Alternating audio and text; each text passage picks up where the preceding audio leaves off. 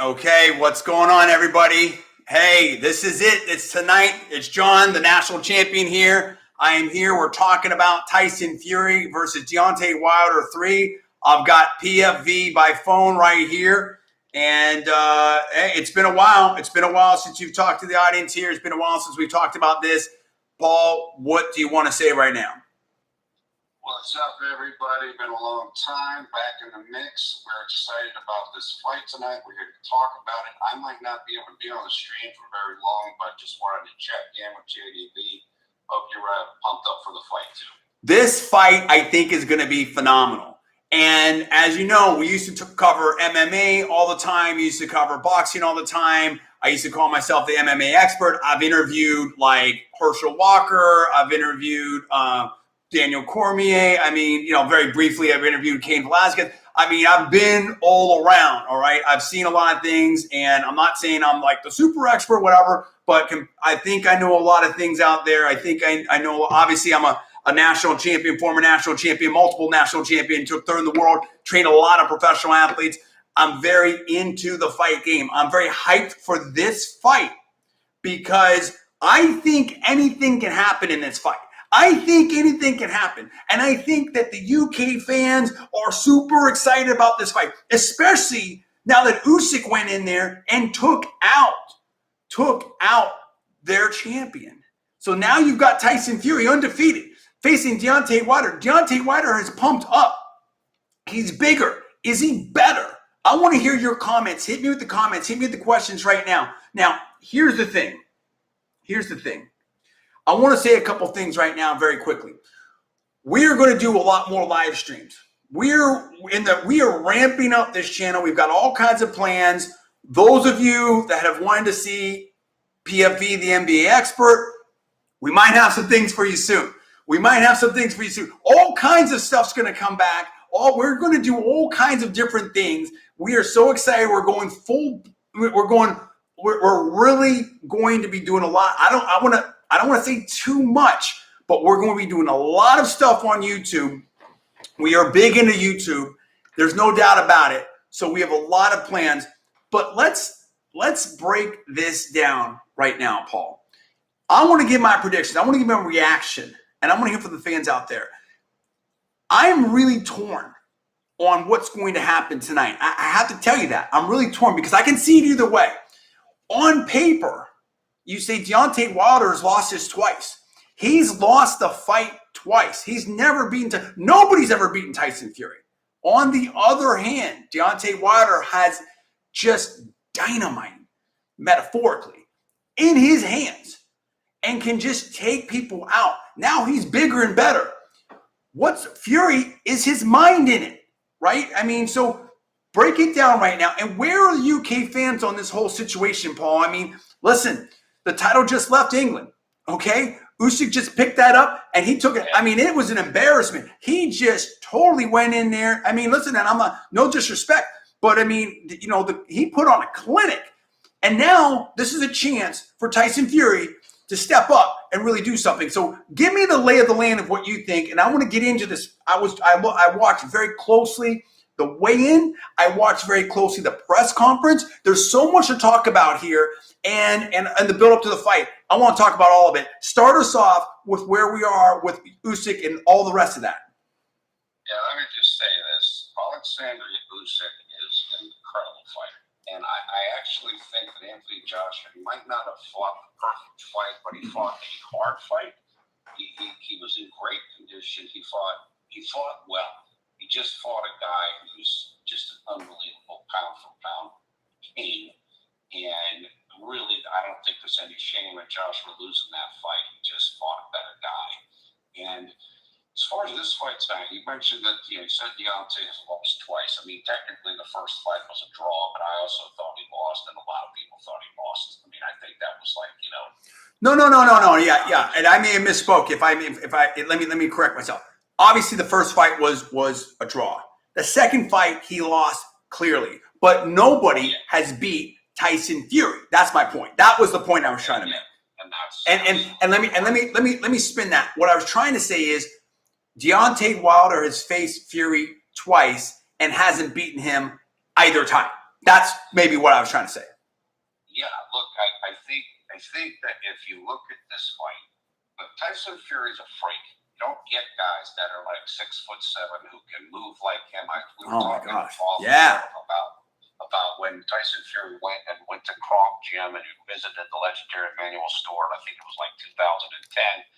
And Emmanuel Stewart told the people at the gym, including his son, who now trains Fury, Sugar Hill. He told him, "This guy's like Ali. I've never seen a guy move like this at this size." It's unbelievable. Ali was about 6'3", whatever. Tyson Fury's like 6'7", 6'8". He's listed at 6'9", but he's not actually 6'9". Maybe he's about 6'7", barefoot. But anyway, so you're talking about kind of a phenom.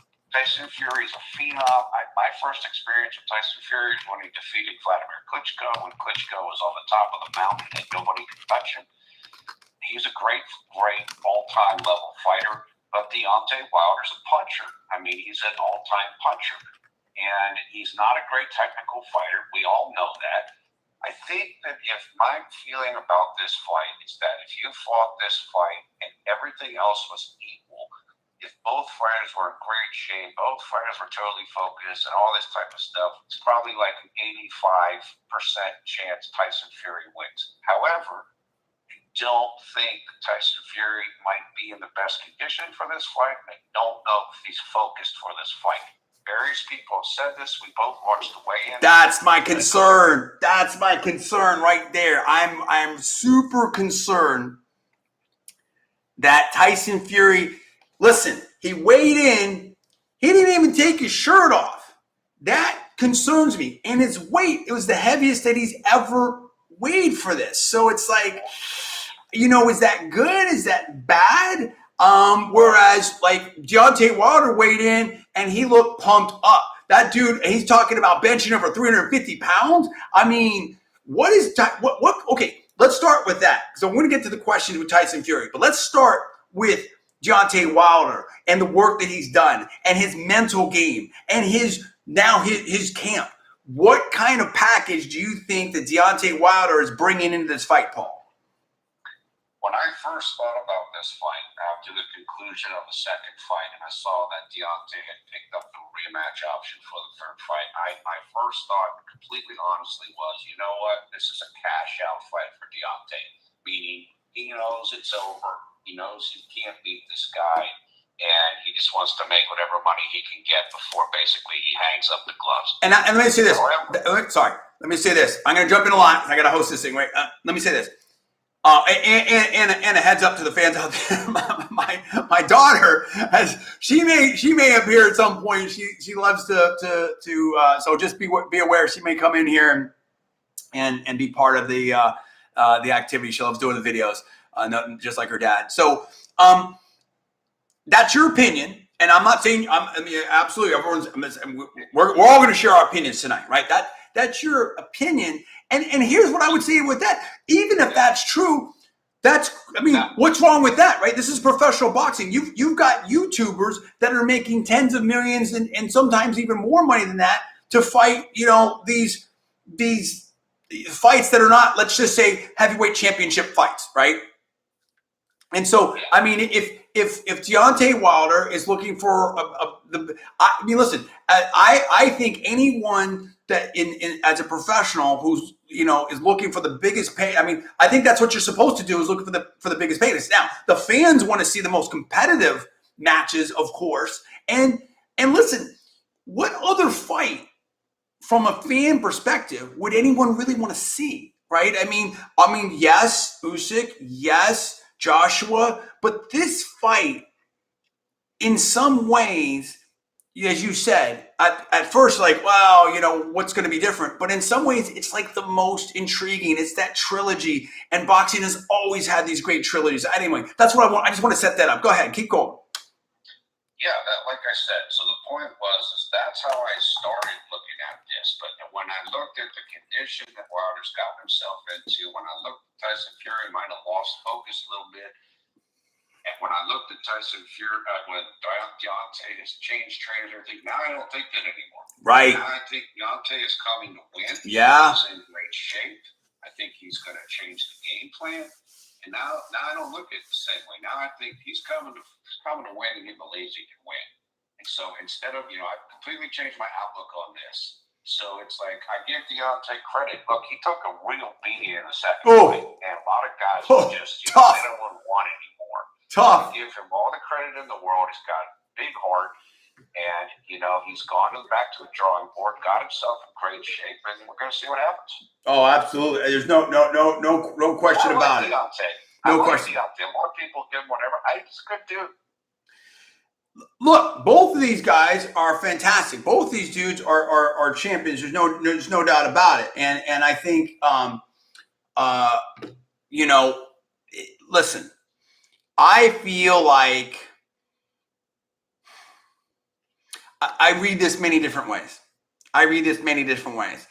I'm going to jump to my prediction straight off, and then we'll get into the mix of this. Yeah. I think that I like Fury in this fight. I think Tyson Fury should win this fight, but I think there's a lot of danger in this fight. And that's what makes it super exciting, right? And let me explain what I mean by that. I think that Tyson Fury is by far the better boxer. He's so smooth, and he's been. He's grown up in with boxing. In the folks, it's like whereas Deontay Wilder strikes me as more of an athlete who boxes, right?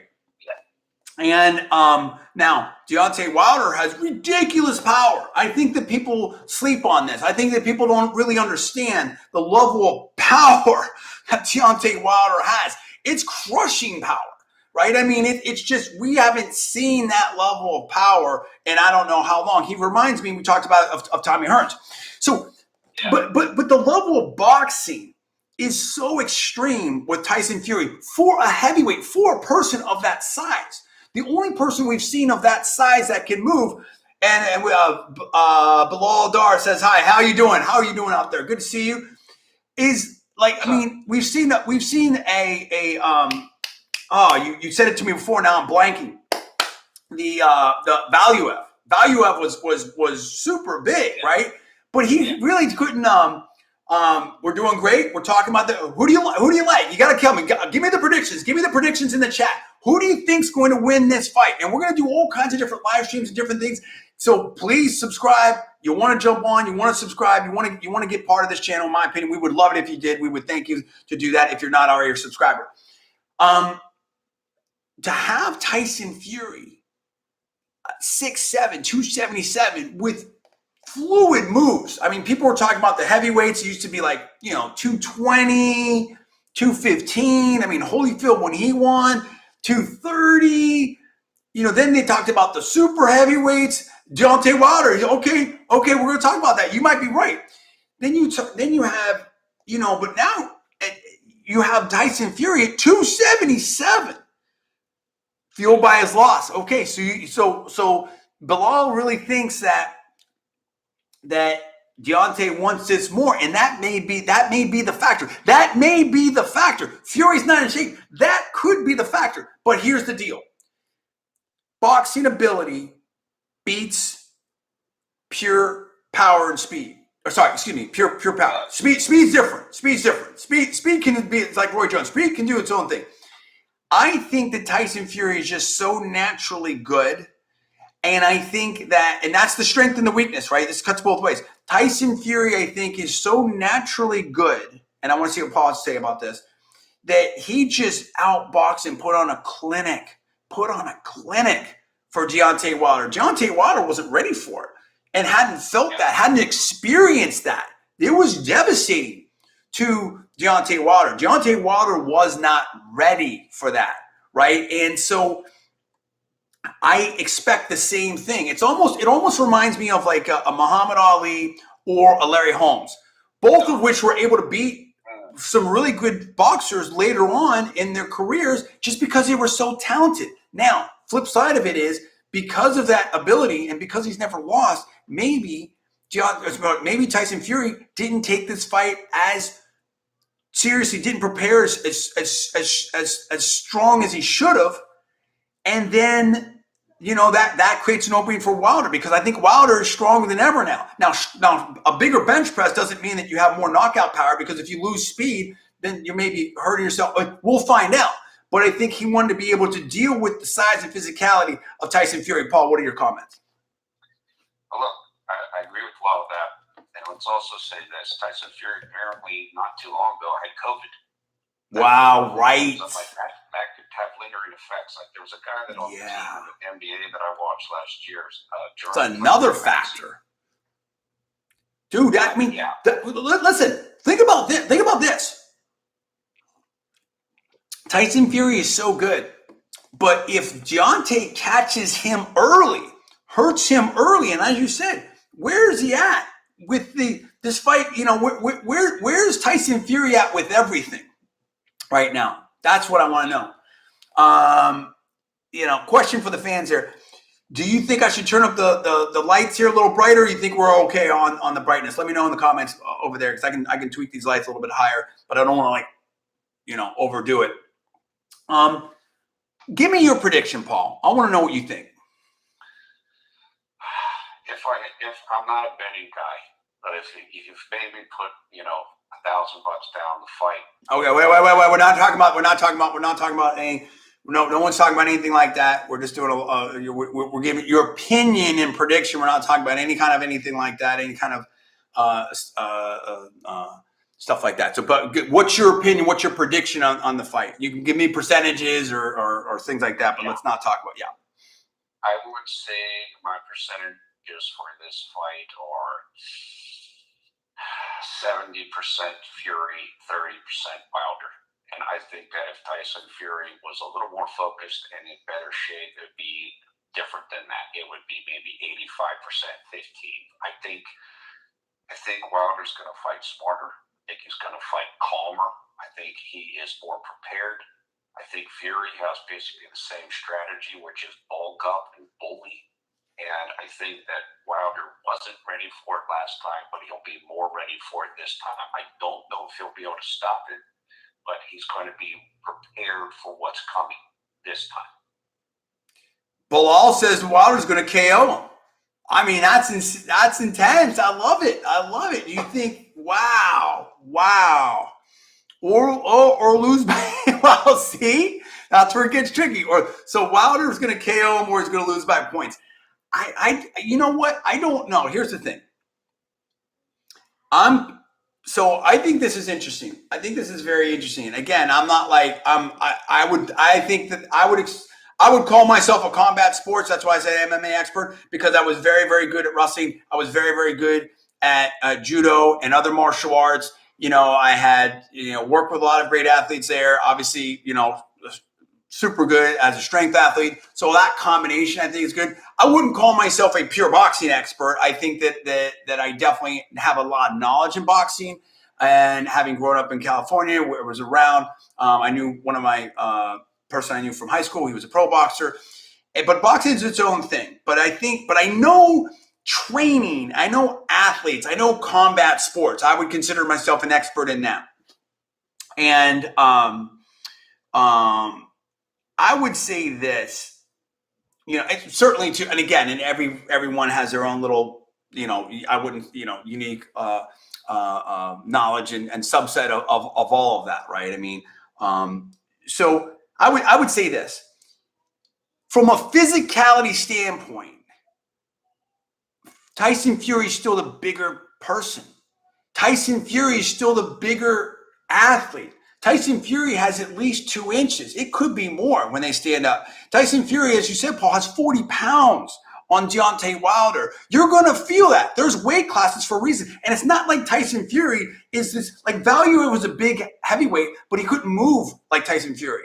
Value doesn't have the power like Tyson Fury. Value didn't have the ability to jab like Tyson Fury. Tyson Fury moves like, a cruiserweight, if not a light heavyweight. I mean, Tyson Fury moves very fluid, very, very well. And Bilal says that Wilder is fitter. This is what I don't know. I think, in my opinion, with just the trading, because I'm an absolute expert in that, with just the training and looking at how the athletes have prepared and the physique, I think that Deontay Wilder has prepared himself for an early fight. I don't think Deontay Wilder is built for 12 rounds here. I don't think he's going to try to let it go to that. I think if you're Deontay Wilder and you're game planning that, you're predicting that, you're game planning that you're Deontay Wilder, in my opinion, you're saying, look, what can I do in 3 months, a year, whatever, to change the game and try to win this fight?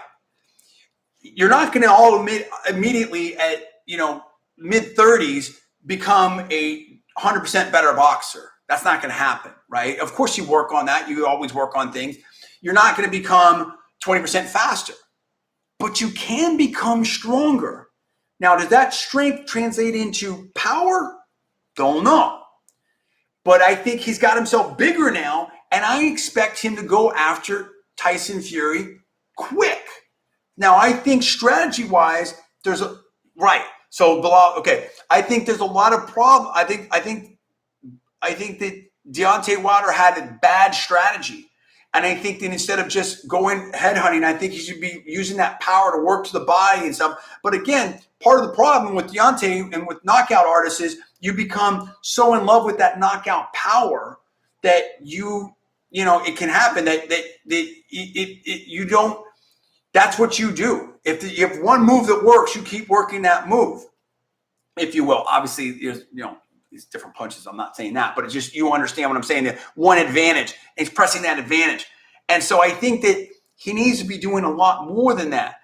And said, okay, cool, okay, wow, okay, so Bilal's a boxer out there. What do you think? I mean, to me, in my opinion, I think Deontay Wilder is going to try to do something early. I think that's what we're going to see.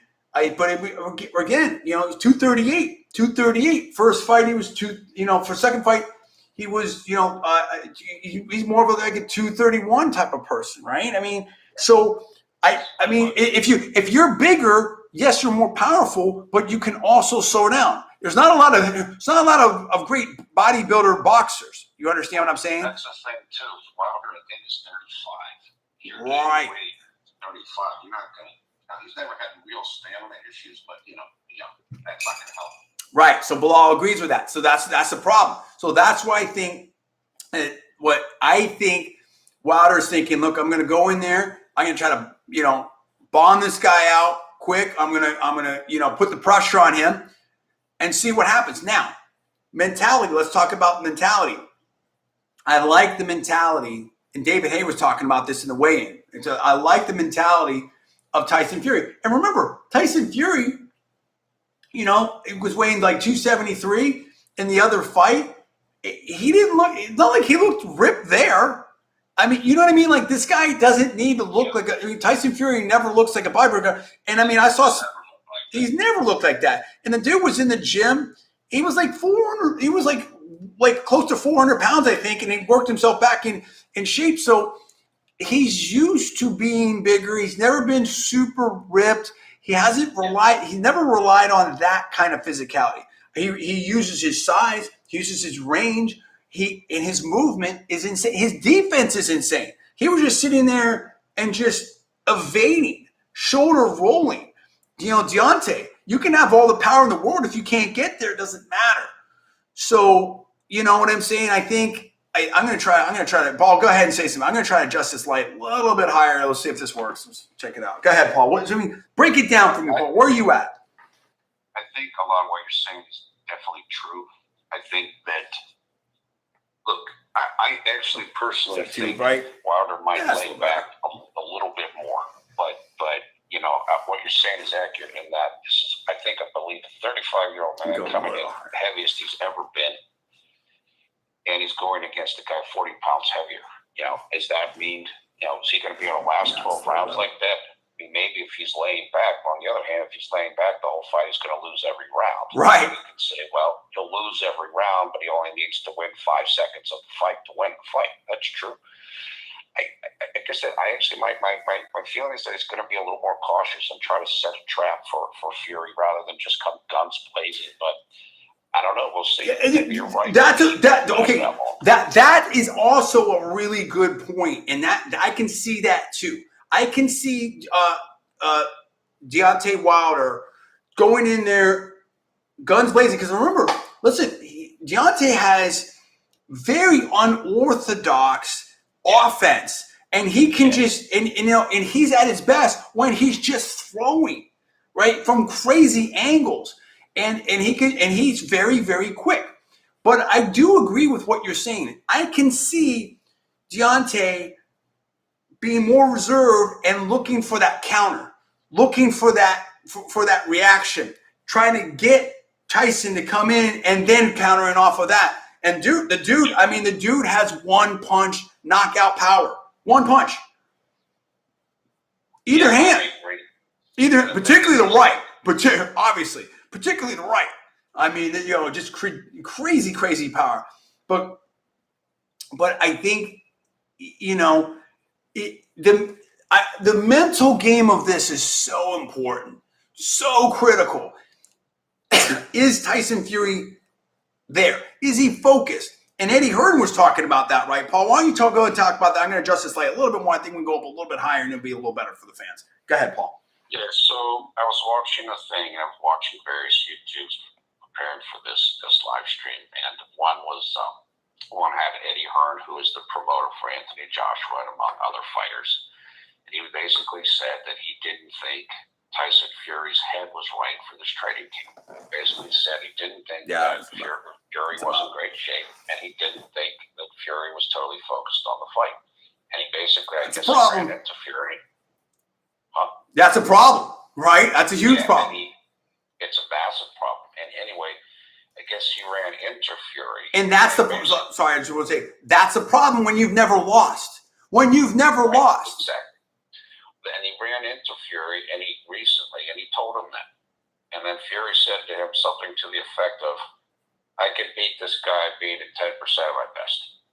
And that's the danger. That's the danger with Tyson Fury, is that we've seen him show up before in fights.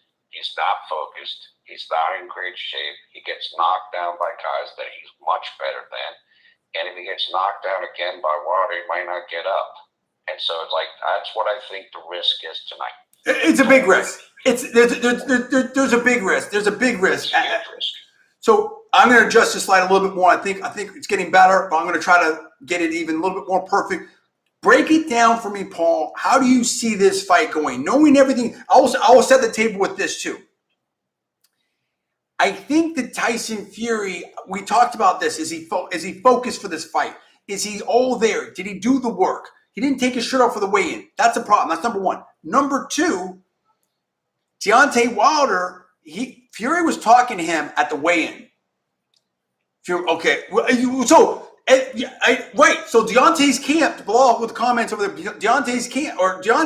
there's been some talk about this, but Fury addressed that at the weigh-in, and then at the press conference, rather, and he's like, listen, if there was a controversy, then why'd you have to change all your training?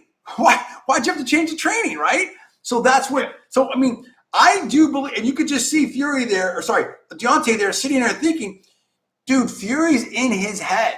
Nobody has done to Deontay Wilder in a boxing ring what Tyson Fury did to Deontay Wilder. Do you understand that? And when you have someone with that kind of power, and someone just out-bullies you and backs you up and bloodies you, blood was coming out of his ear. I mean, it was a brutal fight for Deontay Wilder. How much of that is still right here?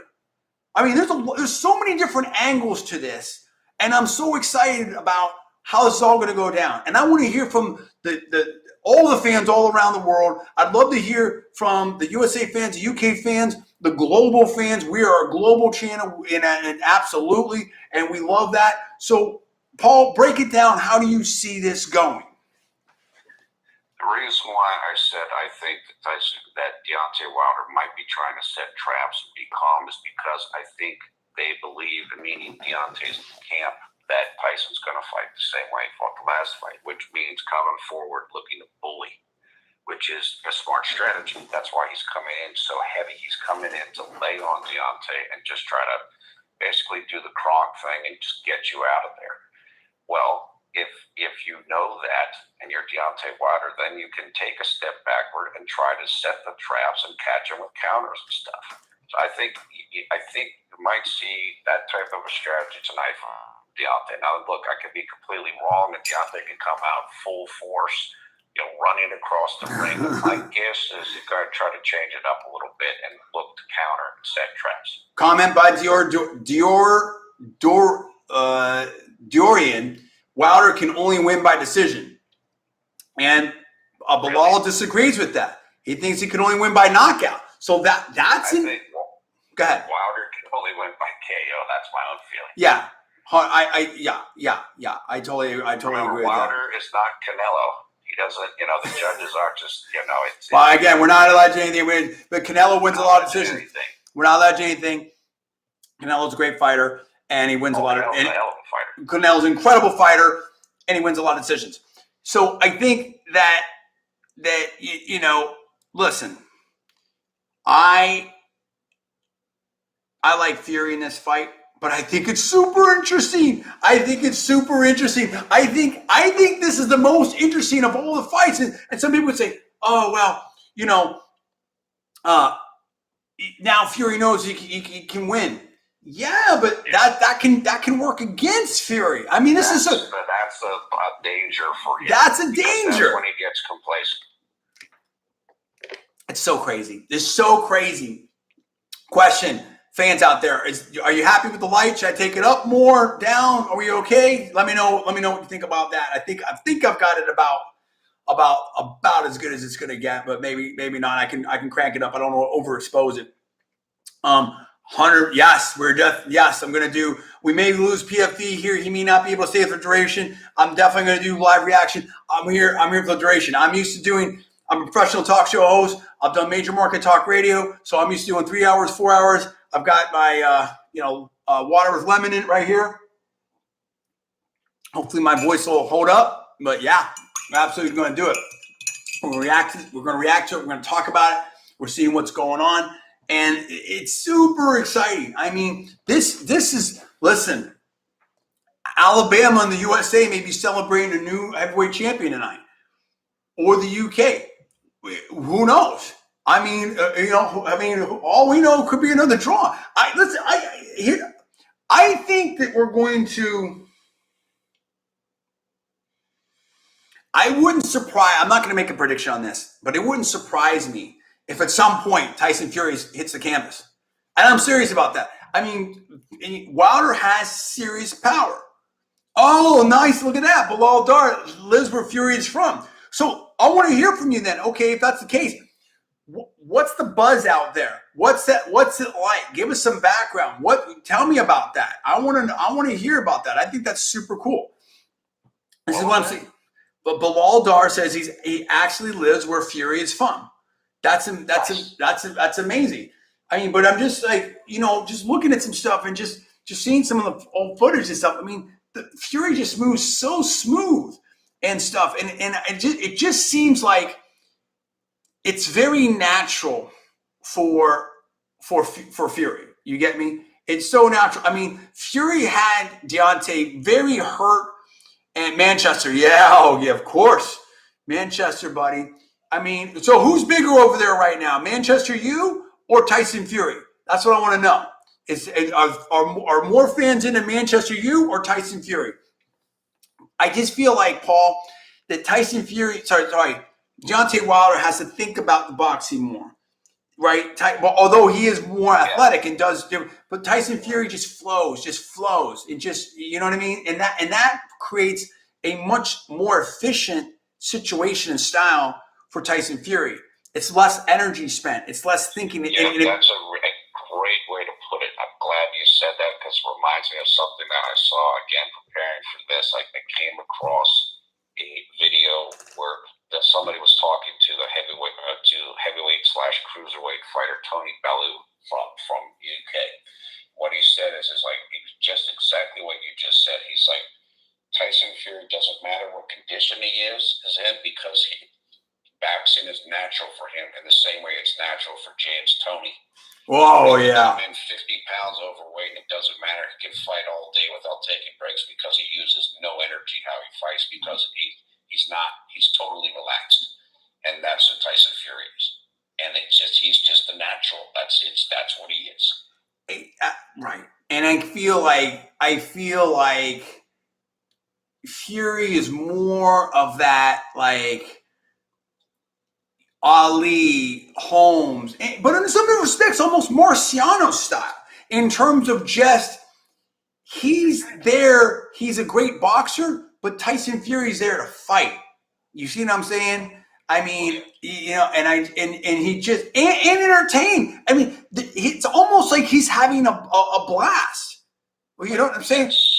It's a different, like, it's a different mentality and stuff like that. Whereas Wilder is the more gifted athlete, but if Wilder is not in command and not moving forward, there's big problems. Yeah, like you said, it's almost like Tyson Fury's having a party. Yeah, exactly. And he's just chilling. He doesn't care. He's not nervous at all. Whereas everybody else is tense, and the other fighters are tense and thinking he is. And Fury doesn't care. It's like he's a fish in the water, and you're not. Right. And that's just easy for him. Right. And to some degree, it's almost like if you're doing like jiu-jitsu or judo or even wrestling and stuff like that, there's some people. I can't understand exactly what Mr. Prisoner is saying, and I'm not wearing my glasses right now because if I do, there'll be a big reflection. So I'm trying to sort of avoid some of that. So I apologize if I can't see all the chat super great and fast, but I'll try. I try to react to all. You might be able to zoom the page or something. Yeah, I'm sure. I mean, I can get some. I can get some. It just depends on how fast it's going. But what I was saying is, when I used to run. Okay, let me put back in wrestling. So and the same applies to jiu-jitsu, same applies to judo, and because I've done all those things. When I used to wrestle, talking about amateur wrestling, right? Oh yeah, amateur wrestling, of course. When I used to wrestle, and I was a really good wrestler, I was undefeated my last year. And there's always someone better, and of course, whatever. I'm not saying I'm Kurt Angle or anything like that, but I was really, really good. And I could wrestle guys that were like big, strong dudes on the football team, whatever like that, but they didn't know what they were doing. And I could just chill. I could basically take a break. I mean, I was super strong. I was obviously you saw with my championship stuff, I was one of the strongest in the school, one of the strongest ever in the school, in my opinion. But I would wrestle guys that were bigger, heavier, wrestle up a lot, and I could just chill because most of them just didn't have anywhere near the skill level. When you have a discrepancy in skill level, it's all about technique. It's a lot about technique. There's no question about it. I wouldn't say it's all about technique because Roy Jones Jr. and Wilder and so, but I mean, and yes, weightlifting, of course. But I think weightlifting and boxing are totally different. That's true. What I was able to do, and I don't want to get too distracted with my stuff, but I was sort of real, in my opinion, pioneer in using, serious strength and conditioning for athletics, and then with great athletes, elite athletes, and even pro athletes and stuff. And I can get into my stuff later, and all my, a lot of my stuff's on YouTube and been out there, and etc. But for the point and purpose of this is the level of skill that Tyson Fury has is far beyond Deontay Wilder. And I think that Deontay Wilder is going to have to be perfect and focused all fight. And that takes another level of energy. That takes another level of mental energy. And if Deontay Wilder if he feels like he's not in this fight, he can get totally, discombobulated and have a defeated kind of mentality and walk, which we saw in the second fight. Paul, go ahead. Yeah, look, I think you're making really good points. I think what you said, somebody, again, of course, I'm familiar with your wrestling, having been into high school where you were, and, seeing what you're saying and how that played have with your opponents. There is a massive discrepancy in skill here, and both of these guys have their weaknesses in terms of mentality. What I mean by that is what you said. Fury's never lost, so he never had to, he's never done anything wrong, so to speak. So that means he can get complacent and he can get knocked down, which he's been in various fights. He can show up out of shape. On the other hand, Wilder hurts everybody he fights, so he doesn't need to focus on boxing. He just hits people. So, that brings weaknesses for both of them. That's what's so intriguing about this. That's what I love about this. And there's real heat with this. That's why I think this is the best matchup.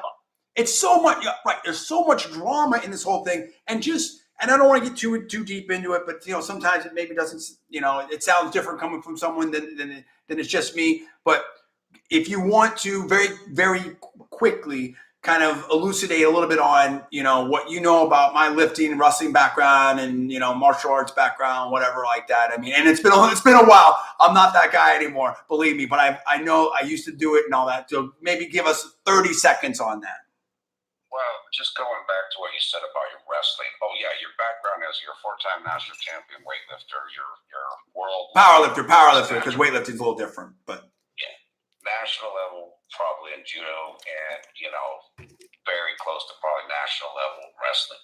So I mean, you've done all kinds of stuff. You've been around everybody. You've trained professional world class athletes. I mean, you've done the whole thing. I mean, there's no doubt about that. So yeah, and I will tell you this, going back to your wrestling thing is, you did have a lot more skill than a number of guys, like football guys who decided to wrestle. On the other hand, you were so strong that you could overpower a lot of technical guys. In other words, you were in some ways. I was a freak hybrid. I was like you were kind of like Wilder and Fury, but if I had to describe you as anything, I would say you were more Wilder. In other words, you had so much like power as a strength guy, you could just overpower technical guys who were like a Fury technical guy. The combination that I had from a wrestling perspective is I'd been wrestling for a long time because we grew up back east and you start a lot younger there than you did out in California. Second part of it is that, as Paul was saying, I was so strong. I think I'm going to get this a little bit wrong, but roughly right. And again, I graduated young, right? So I was young. So I graduated young, but I think when I graduated, I was like, I can't remember exactly. Was I benching like 335, squatting, deadlifting 500, all kinds of other freak lifts and stuff, and in great condition. Now, granted, when I'd graduate like 195-ish pounds. I'd wrestle lower than that. Now, you don't carry all that strength with you when you wrestle. And I wrestled anywhere from 45 for a little bit, then 55. Most of the time I was hanging around I was probably more like a 65er. And they changed the weight classes. I can't 63. I can't remember everything back then, but then 75. But I would wrestle up all that. I'd wrestle up 1-2 weight classes. I was wrestling when I was born like 160 something. I was wrestling like 193 pound guys. I believe that's right. How much longer? I think that's gonna be Thomas. I think we're looking at maybe an hour and a half, 2 hours. I mean, you never know exactly where, I would, because it's going to be in Vegas, West Coast, and, and all that type of stuff. So I'd probably say by the earliest it'd be 11:30 Eastern. Yeah. So we're probably like an hour and a half, hour, 45 minutes. We're focusing on the main event here. Yeah. We're focused on the main event. Right. I'm just focused on that. And so, thank you. Cool. We got a nice thumbs up. Appreciate that. Appreciate you. Yeah, definitely. If you haven't subscribed, please subscribe. Please give us a thumbs up. We appreciate that. And so what I was saying about my background and stuff is, and this is why I have a lot of insight in this stuff, is my combination. I was training. This is way back before people. It all sounds so, like if you're a younger person, a younger athlete, this all sounds so normal and commonsensical now. But back in that day, it didn't, right? I mean, back in that day, they thought if you worked out, it's going to hurt you. It's going to hurt your swing. It's going to hurt your speed. It's going to hurt all that stuff. Now everybody trains, right? But back then, almost nobody did. It was literally just for bodybuilders. And if you train, they train like bodybuilders, in my opinion. So all my personal opinion are not alleged. In fact, like I said, it's all for entertainment purpose only. Please check all the disclaimers. This applies to all of the live stream and everything, and we'll put some stuff in the description. And so the combination, I'm going to get off this, I'm going to get back to the fight. But the combination that I had was a combination of intelligence, brains, super genius, right? And, oh, by the way, we just got our merch store, and we do have some cool, brand new super genius shirts down there. You can get them. We would love it, love the support. That's great, and definitely, thanks to, we're happy to put this together, and I'm glad that YouTube is so great and offers these great opportunities. So we appreciate that. So it's cool. I gotta actually order one myself. So pretty soon I'll be wearing one. And so it was a combination of technique, great conditioning. I was always in really, really good shape. I wouldn't say I was like a conditioning freak, but I had great condition. I could go. I had super strength. I had tremendous ability to withstand pain, high pain tolerance, and just tough, just really, really tough. And also I was very, very flexible. And also because of all the different sports, a really good sense of, how would you say, Paul, like balance and spatial awareness. So I know PFV's right here on the phone. Ricky wants to know, how are you, Paul? Stop my story for a second. Go ahead. What's up, Ricky? Happy to be back. Been out of the mix, but we're here right now. We're happy to be here. Fans have been asking for the NBA expert. NBA expert might be coming back pretty soon. We got all kinds of plans. We're got all kinds of plans. We're ramping the channel up. We have all kinds of plans. Stay tuned and love it. And so that combination was really powerful. And here's why. And I can tell you where I was weak. You usually had people that were physical specimens or technicians. Rare to get both. Now, right? And so you either lean one way or the other. And just look at it, just like Fury and Wilder. Just like Fury and Wilder. You have a real technician, or you have a guy that hits like crazy. Right. And so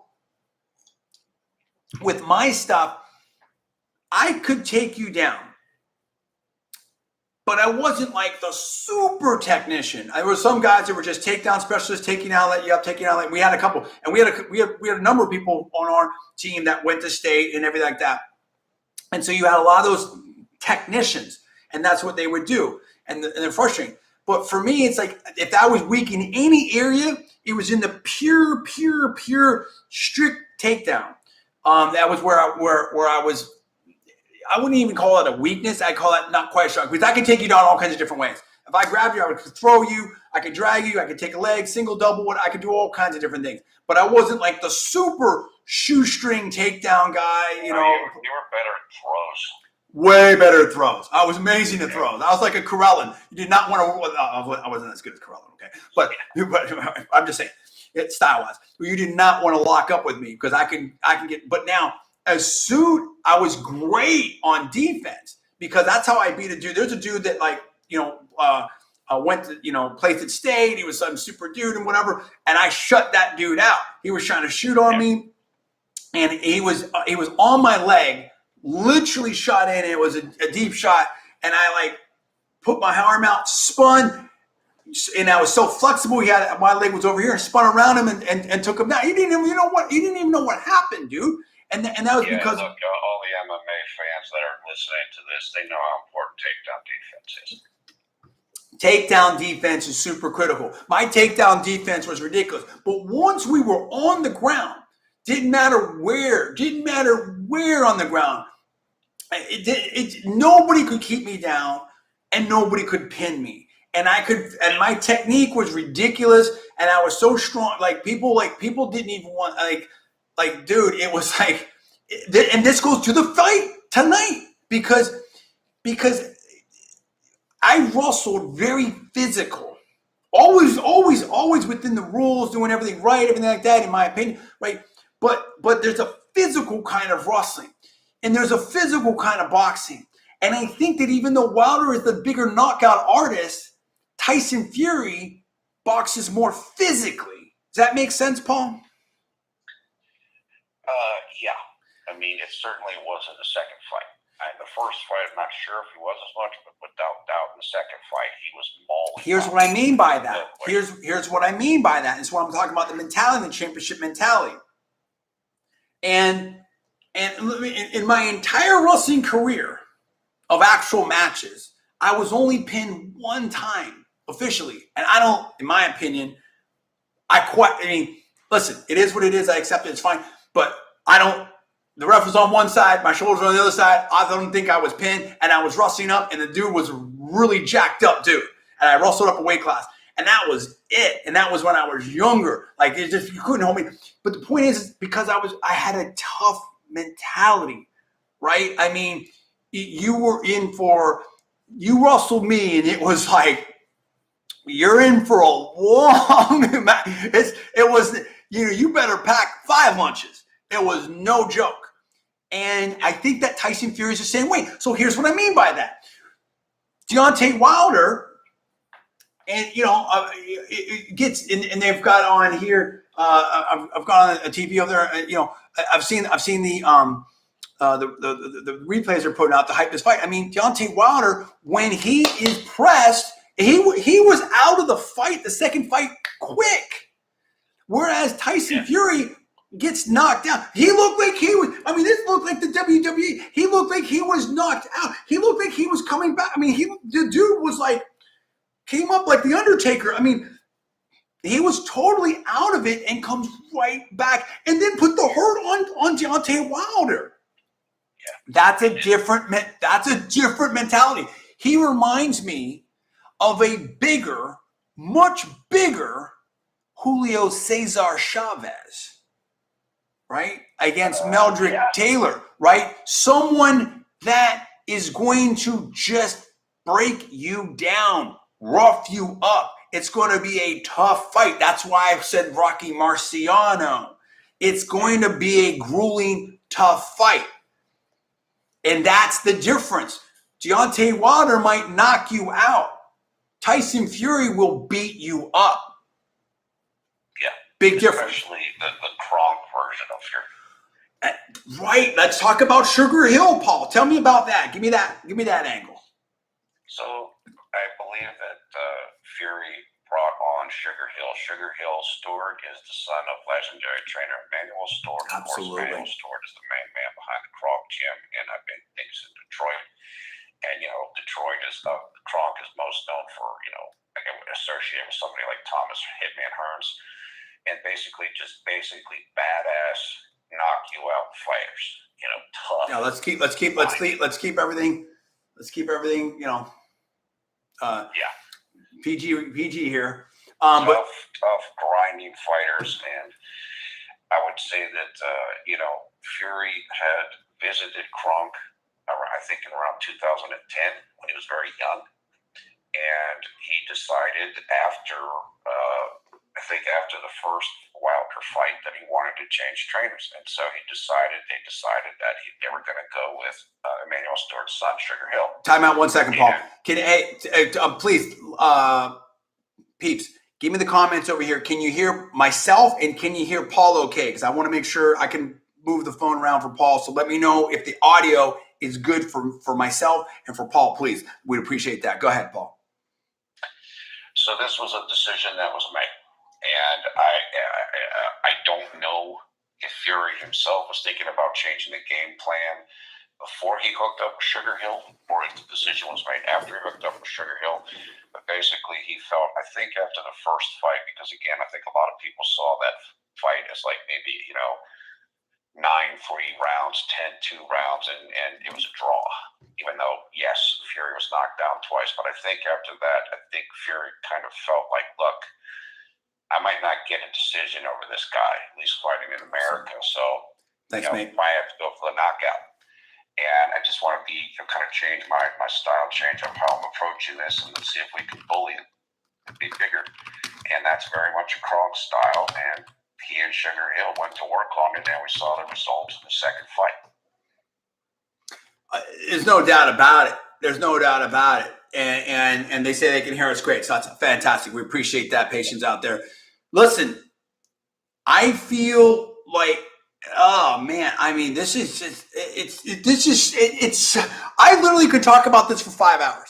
And I can't wait to react to the fight. And I can't wait to hear what all your fans have to say with this, because there's so many different angles on this. There's so many different ways this can go. Either one can knock out either one. A decision, I think, is going to go to Fury. But then again, if Deontay knocks him down a bunch of times, then maybe he can get it. I mean, who knows? Who knows what condition? We didn't see that. I saw some of the lead up stuff that they do. I mean, Fury did look good. Also, let me know if you guys want me to try to turn up this light a little bit more if it's about right. I don't want to wash myself out, but I want to give as bright as I can here. I might try to mess with the light one more time. But I pushed it up. You know what this series of fights reminds me of, and I don't remember the exact sequence, but again, John and I are about 50 years old. We've been watching boxing since we were below 10 years old. This series of fights reminds me of Bo versus Holyfield, and where the first fight, they I kind of like that. Yeah, that's kind of interesting. That's kind of interesting. I'm gonna mess with this light a little bit. Why I say this: both of those guys were exceptional boxers. And they both could box, and even though both of them, especially Holyfield's known as liking to brawl, but they both could box like crazy. But as the trilogy wore on, it became more of a brawl. They were looking to take the other guy out. They wanted to go for the knockout, or you could compare it to Marquez Pacquiao. As the series wore on, they knew each other better. That's interesting. And you started getting more meaningful punches landed and stuff like that. The boxing kind of went out the window, and it became just a brawl. And that's kind of what this might be developing towards. Well, you know what? Now that I think about it, and let me know on the brightness if this is good, too bright, wherever. And I'm gonna tweak thing one more thing. I'm gonna make it a little bit warmer. Fury kind of reminds me of a Bernard Hopkins, because Bernard Hopkins can really punish you, but a lot of times he fights really smart, right? Yeah. I think the fight's going to start in about an hour and a half. I think it's going to start in an hour and a half. We're monitoring everything. So we want to react with you guys. We want to talk, fans, everybody, men, women, all, everybody all around the world. We want to, whoever shows up here, we want to react. We want to talk about. Right now we're analyzing because of, we're still time for the fight. We're analyzing. We're making our predictions. We're talking about it. And we're talking to the fans out there. We have someone actually, Bilal, who says he's actually from the area that Tyson Fury is from. So that's very interesting. So I want to know. Tuscaloosa, right? No. Tyson Fury. It's Manchester. Manchester. Yeah. Okay. Yeah, that's right. Right. So I want to know from the fans, and also sounds. We hear the sounds good. Yeah, Manchester. Right. How do you guys like the light? Is light okay, or should I turn it down a little bit? Should I tweak it a little bit? Let me know how the light is. I think we're close. I think it could go either way. I might try to make. I think the light is okay. I might try to make it a little bit warmer to tweak it a little bit. So I'll do one more tweak here in a second. Then I'll just leave it be. I think we're pretty close now. Here's the thing: I want to know what's your prediction? What are the fans' prediction out there? Do you think how many think that Fury's going to win? How many think that Wilder's going to win? And how do you think it's going to go? Do you think we're going to go all the way here, or do you think this fight's going to get stopped? I see this fight, Paul, getting stopped. I don't think this fight goes a full 12 rounds. That's where I'm at. What do you think on that? I'm going to tweak this light a little bit. Yeah, I think that's the safe bet on this fight. I think it, as much as, as I've said here tonight, as we're making predictions and talking strategies, as much as I think Deontay might want to kind of back off and look for counters, you're talking about a power punching guy versus a 280-pound guy who says he's coming for the knockout. These guys know each other. They both can land big shots. Sure, Fury doesn't throw as hard as Wilder does, but if a 280-pound guy sets his feet, that's going to hurt you. And so I don't think it's going to go the distance. Ricky. And then fans, let me know. How do you like the light? Is it good, bad? Should I make it cooler, brighter, warmer? Let me know about that. Okay, so Patience has Fury with an 8-round knockout. I like that. I like that prediction. That's not a bad prediction. I like that. Opinion of Wilder coming in heavier. Ricky, I've said this before, and again, I'll just reiterate. I know fans are going to come in and out. I'm an expert when it comes to, this is definitely my thing. I used to call myself the MMA expert. I think I'm combat sports expert. I wouldn't consider myself a pure boxing expert. We follow boxing a lot. I mean, maybe as a fan, I'm an expert, right? But I'm not a pro boxer, and I've never, I've did a little bit of boxing, just extreme amateur. I wouldn't even call them, it's just, whatever. But I'm definitely a training and athletic training at a super high level expert for sure on that. So here's my take on that.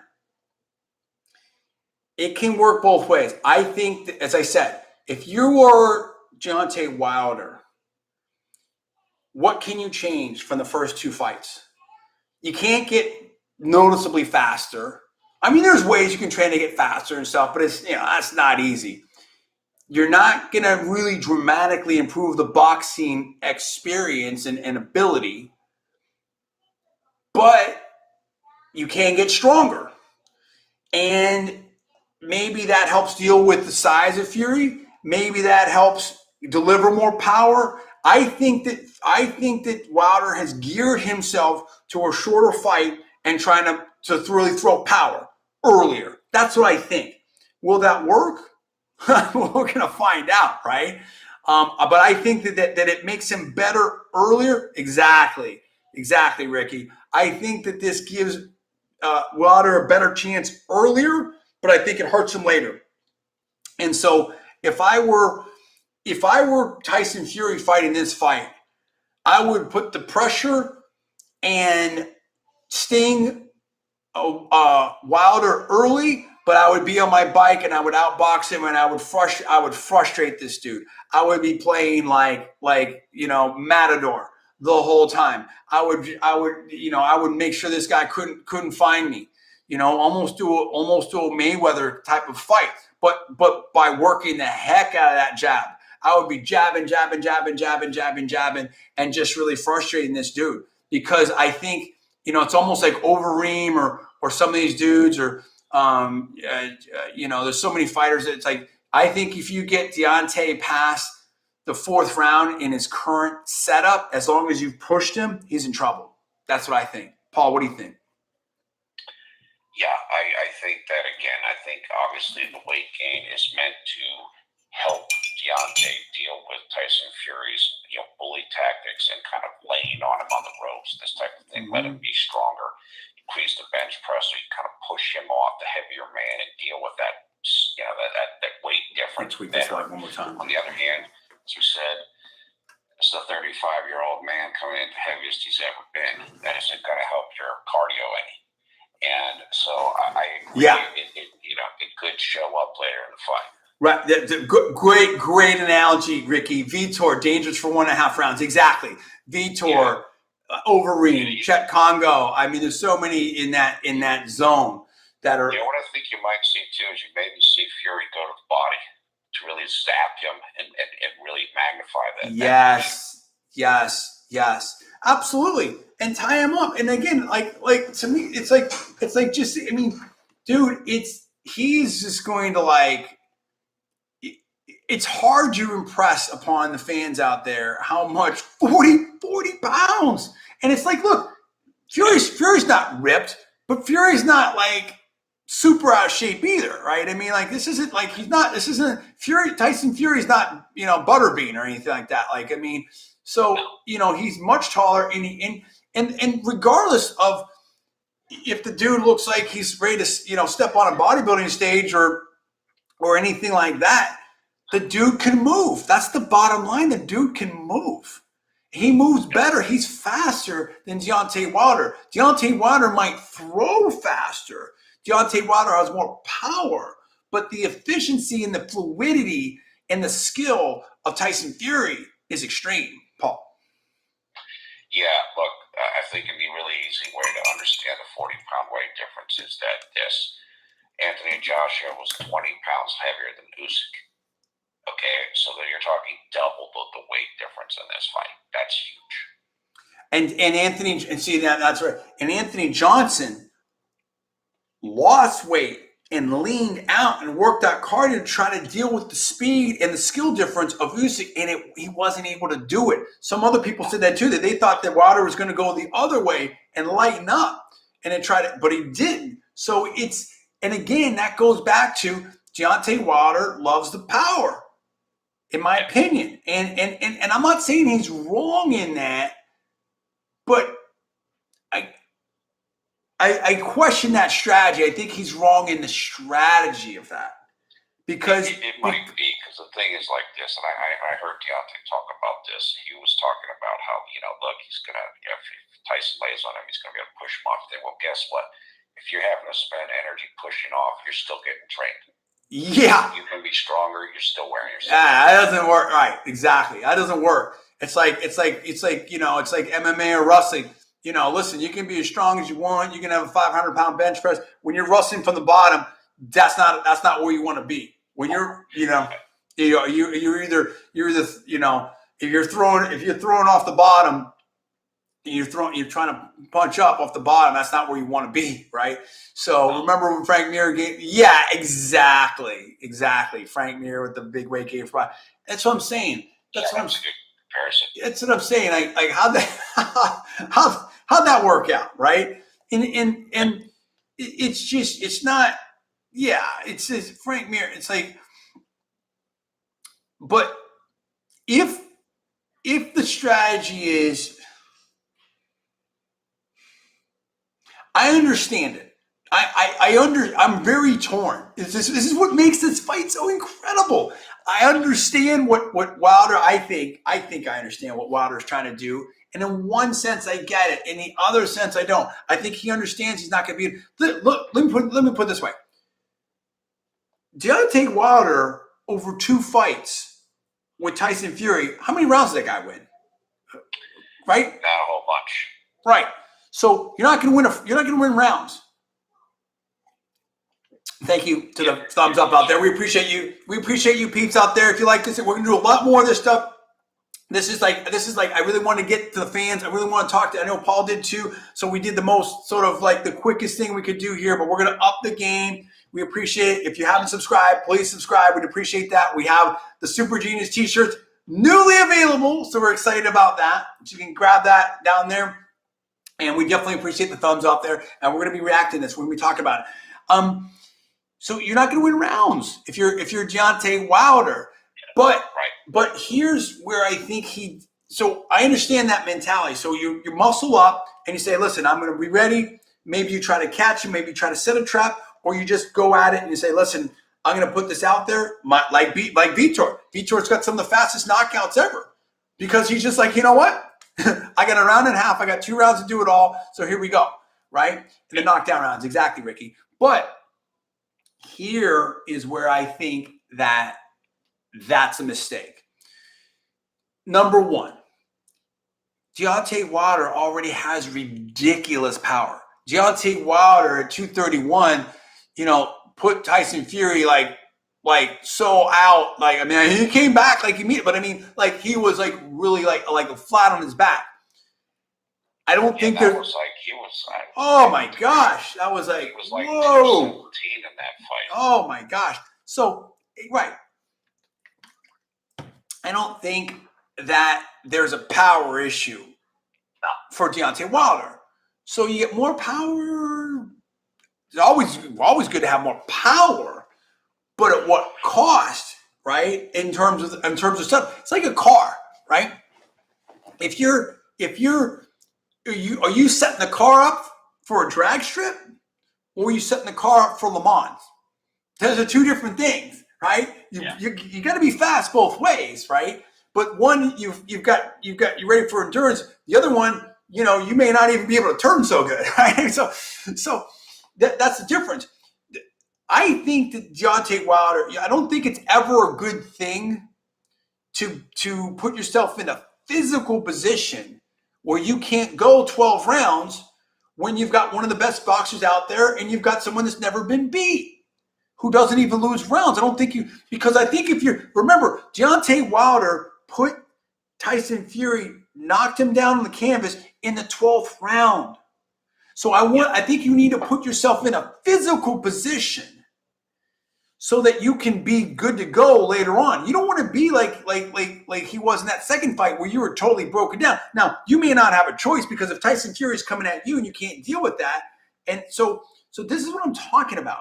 I don't know if this is an offensive setup or a mental defensive setup. Like, I got to armor up to deal with this Tyson Fury. I mean, what do you think of the strategy of Wilder's setup here, Paul?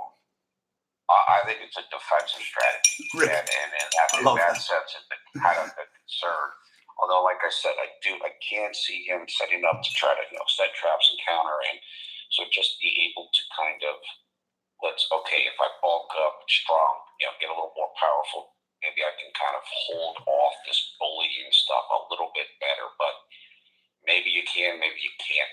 And like you said, maybe you outwit yourself by slowing yourself and hurting your cardio by doing that. Ricky's In looking at the Usyk Joshua fight, Usyk was able to bulk up successfully. He was able to bulk up and pretty much keep his speed. I think he came in at like 221. Maybe that was a gain of about let's say maybe like 7-8 pounds, something like that for him. One second. Sorry, 1 second, Paul. We've got some comments here. Ricky, he wanted to be stronger to be able to wear another 50-pound costume. Yeah, that wasn't so. We're not seeing the costumes down from Deontay Wilder. And then Son of Peter says he put on the weight to prevent Fury to lean on him. But that's the thing. Fury's 6'9". You're not going to prevent Fury from leaning, and Fury's still 40 pounds heavier. So I understand it. I'm not saying he's wrong, but I think there's trade-offs here, and you sacrifice some of that. You might sacrifice some speed, and you might sacrifice the cardio for being able to be good to go longer in the fight. Go ahead, Paul. Continue. Yeah, I mean, look, what Son said there is correct. I think he did put on the weight to be able to deal with the leading, but as you said, that's a defensive strategy. And, then Fury can come and he can make an adjustment to that, and then you make a defense to something you're not even dealing with. So that's one that's going to be fascinating. So it's going to be really interesting to see what are the strategies here. Steve Brown, Tyson Fury came in much lighter and faster than advertised. More Mike. No, Tyson Fury, I think, weighed in 277, Steve. 270, and didn't take the shirt off. But I got to tell you, and David Hay was talking about this, and I watched the weigh-in from the BT broadcast, I believe. Dude, Tyson Fury was just talking up a storm, and you could see the body language now. Wilder was chill. He was there. He was laughing. They didn't have him face off. Now, does that mean that Deontay's more mentally in the game? He's not letting the mind games to get to him? Or, but Tyson Fury seemed like whatever physicality he is, mentally, I think he's in a better spot than Deontay Wilder. Doesn't mean he's going to win the fight, but I like where he's at mentally. Does that make sense, Paul? Yeah, let's be honest. He's dominated almost all of both fights, except for the 2 times he was knocked down the first fight. So, in that regard. And let's see, the main thing is in the second fight, he bullied the bully. He bullied the bully. So, of course, he's got to be feeling pretty good. Interesting. You could be right. And that could be more. You could be right, Steve Brown. And no, Tyson Fury had stuff weighing him down at weigh-in. He's lighter than advertising. That I can see. That's possible. That makes sense to me. I'm not saying that's true. I'm not saying that's not true. I don't know that. I haven't seen that. I want to check. I might try to find some stuff here, while we're doing this broadcast, because I like that angle. That's an interesting angle right there, because that makes a lot of sense to me, Steve Brown. Now, I don't want to make too much of that until I dive into that, but let's talk about that. Tyson Fury, that may be, Paul, why he didn't show himself up and stuff like that. In other words, let Deontay think this and that, and then he's going to, listen, the Tyson Fury frustrated him so bad with the movement and the speed. And there is nothing more frustrating if you're a power puncher than having someone that's much faster in front of you. You can get to. It's like when Roy Jones would sit there, hands down, and people couldn't hit him. You think about that. Now, I apologize. Is the focus going in and out here of the webcam? It'll get out in here in a second. I'm moving around a lot. That's my fault. That's what I'm saying. There's so many different angles to this. There's so many different aspects to this. It's insane. It's so insane here. That I can see so many different aspects of this happening. What do you think about that, Paul? Do you think that Steve is right? Do you think there's mind games here from Fury? It's interesting. I never really thought about that angle. But you certainly heard stories, and there's been cases before where guys come in and they basically, you'll hear things like they put weights in their pants and stuff like this to kind of throw their opponent off. They'll come in and they'll pretend that they're 20 pounds heavier, and then you see I've seen that. Lighter. I've seen that. I've seen that all the time. I've seen that all the time in different combat sports, for sure. Yeah, I've seen that. Oh yeah. I hadn't even considered that, but I think that's a really fascinating angle, and I think that, look, this could very much come down to who made the right adjustments. And so if Wilder bulked up and Tyson comes in lighter, then Wilder could really be in trouble. Well, it could even be as simple as Tyson Fury just is on point, but didn't want to let Wilder know. He just wants to play these mind games and stuff like that. Like, you got bigger, I got bigger too. You know what I mean? And the thing is, Tyson Fury is close enough. Like, all of the heaviest there. Okay, he was 271, now he's 277, but he had the shirt on. So it's not. It's right.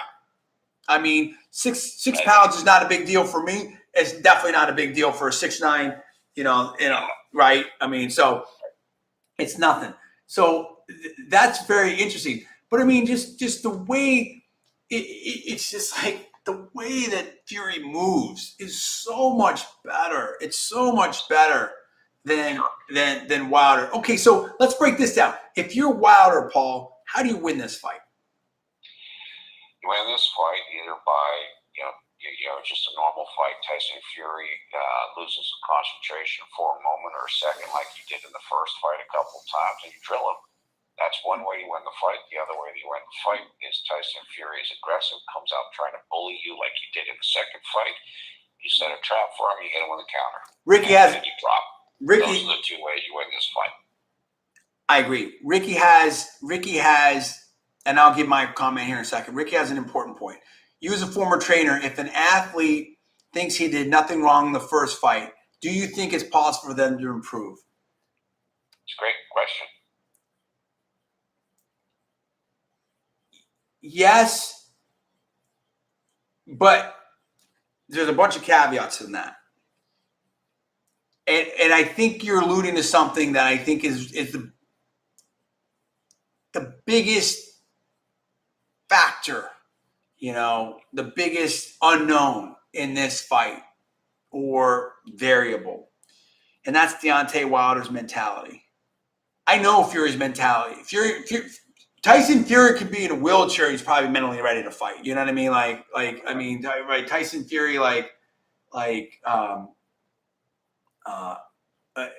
dude just had he's just a phenom. So let me say a couple things. Tyson Fury was just, I think, what did he say? He was just sick and he's fighting. So Fury mentally, in my opinion, is ready to fight. Deontay Wilder, we've heard all these things. Oh, the gloves and the costume. I mean, how many excuses? Now, do you need to say that to sell a fight? Yeah. Or do you need to say that for yourself? Because you can't accept that you got beat by a better man that night, by a better athlete. That's the question. Now, to your point, Ricky, if you believe that as an athlete, that I didn't do anything wrong, it was a ref, we've all, if you've any experience in sports, we've all been in those situations against those opponents and stuff. It was the shoes, it was the lights, it was the ref, it was, they did something, it was on a Monday instead of a Thursday, whatever. Home games, away games, all this nonsense. Drink was spilled, right? There's all these different excuses. And sometimes people have to say that just for their fans. So it's like in wrestling, they call it living the gimmick, right? Where and people would talk about, in my opinion, like a wrestler, I don't even name names, but we're actually probably because of, I don't want to preview things, but let's say I do, listen, I have some connections to some people that have connections, and we actually may be doing a lot of, and I don't want to preview anything too much in my opinion, but yeah, I know some people that have some pretty good connections in the pro wrestling world, in my opinion, and we may be doing a lot more. We may be doing some live stuff. It could be kind of cool. I don't want to promise. I don't want to preview too much. You can go Google some stuff out there. You can look at some stuff that I've done or some stuff that I'm involved in that may give you some ideas. But there could be some exciting stuff, and I have a tentative commitment, I believe, to do some stuff. So we'll talk about it. But it's like living the gimmick, right? So here's what I'm saying. Let's get back to this. If you believe that you didn't, there's something to be said for that championship mentality, undefeated mentality. I haven't been beat. And in some ways, you need to feel that way. In some way, if you didn't think that you weren't good, if you didn't think that you had a chance to win, why would you get in the ring? You see what I'm saying? I mean, listen, there's a lot of danger in that ring, especially as heavyweights. That's not a joke. Now, granted, all the money. Yeah, okay. I understand the money. But there's significant danger. There's significant danger in there. And in some ways, well, how much do I want to talk about that? But yeah, I'll leave that alone. I may come back to that later. We'll see. I'll say sometimes. Well, I don't think that's fair to the fans. I think, in my opinion, that I'm just appreciate the patience. I'm trying to figure out how I'm going to craft this. And Paul, you can comment on this.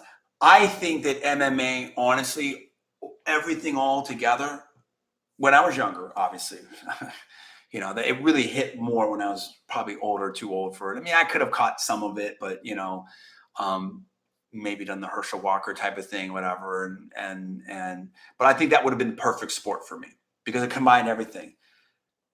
But in a lot of ways, not unlike football. I played football very briefly, and then I got hurt. I don't know. I can't remember if I broke my arm or something. I don't know. I'm glad I didn't play football, and I'm glad I didn't do MMA. You know what I mean? Because it's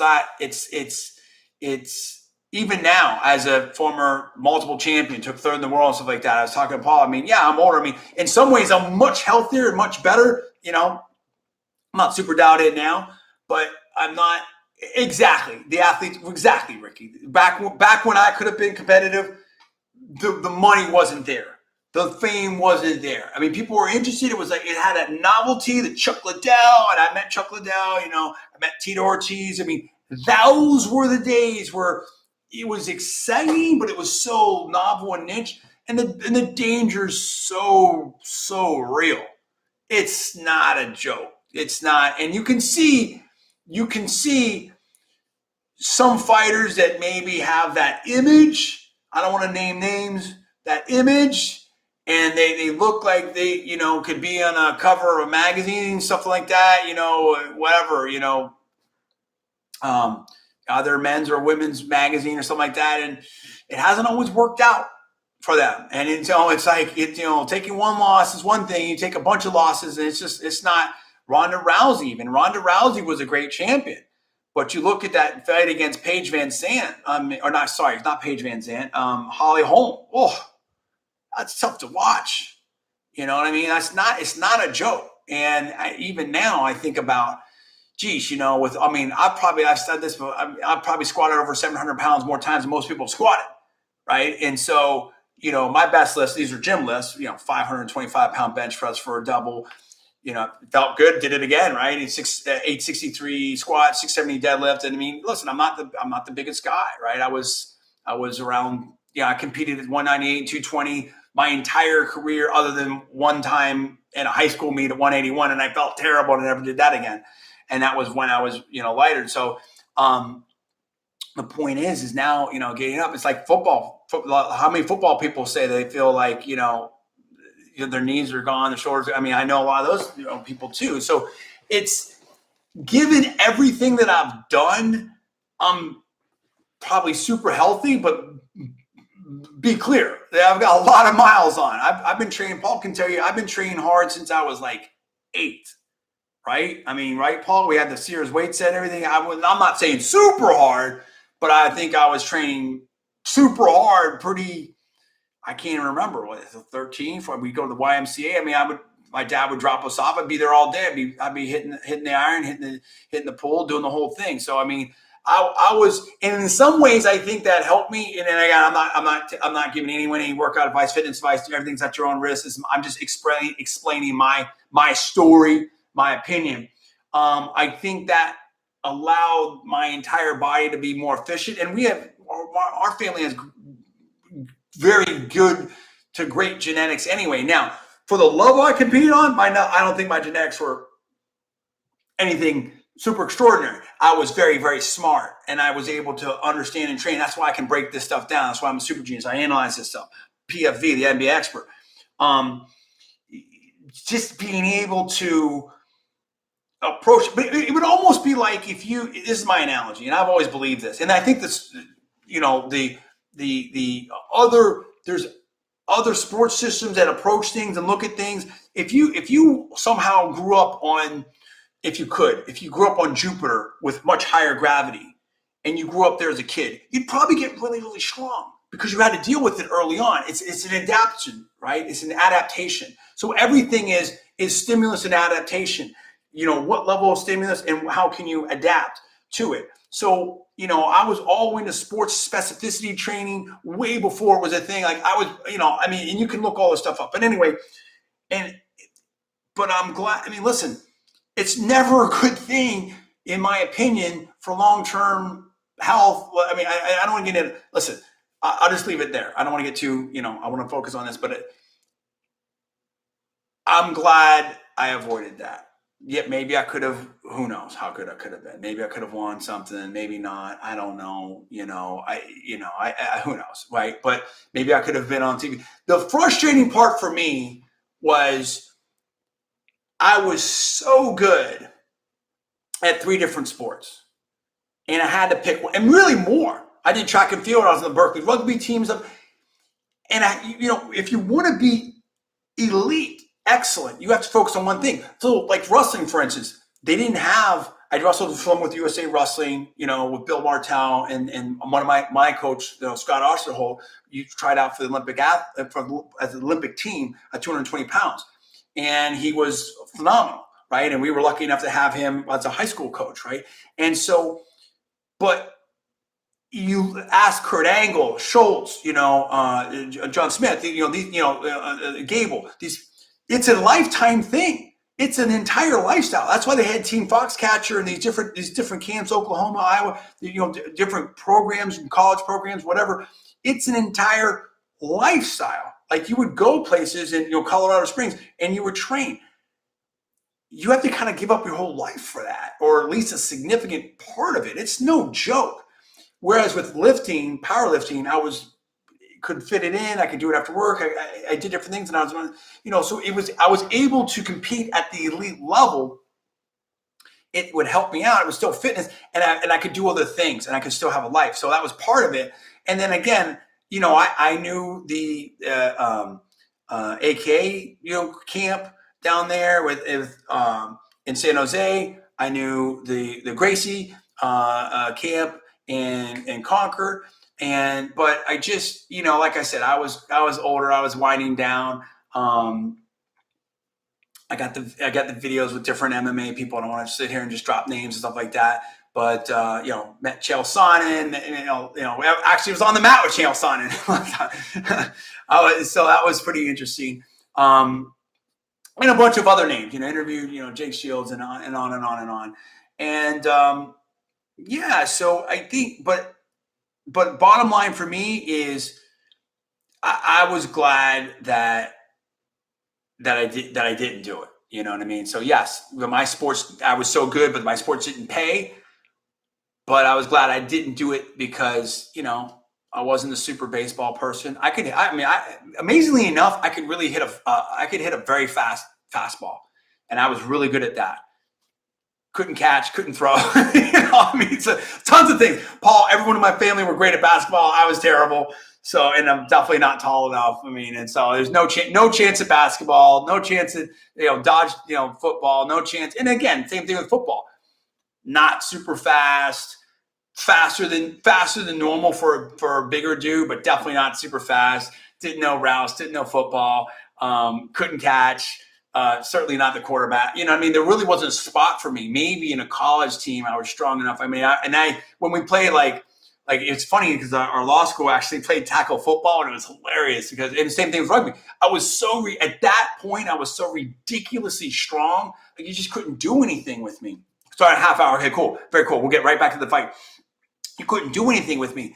But that was against, people that were more normal size. You start talking about, in Berkeley, I went to Berkeley as a D1 school. You start talking about some of these dudes, and I went to school with Dave Watson, Red Hall, Todd Stussy, Jason Kidd, Tony Gonzalez. These are monsters. I remember when we went to, I was out with some of the Oakland A's and stuff at spring training. And this was over in Scottsdale, Arizona. And those that know, people I've trained and all that stuff.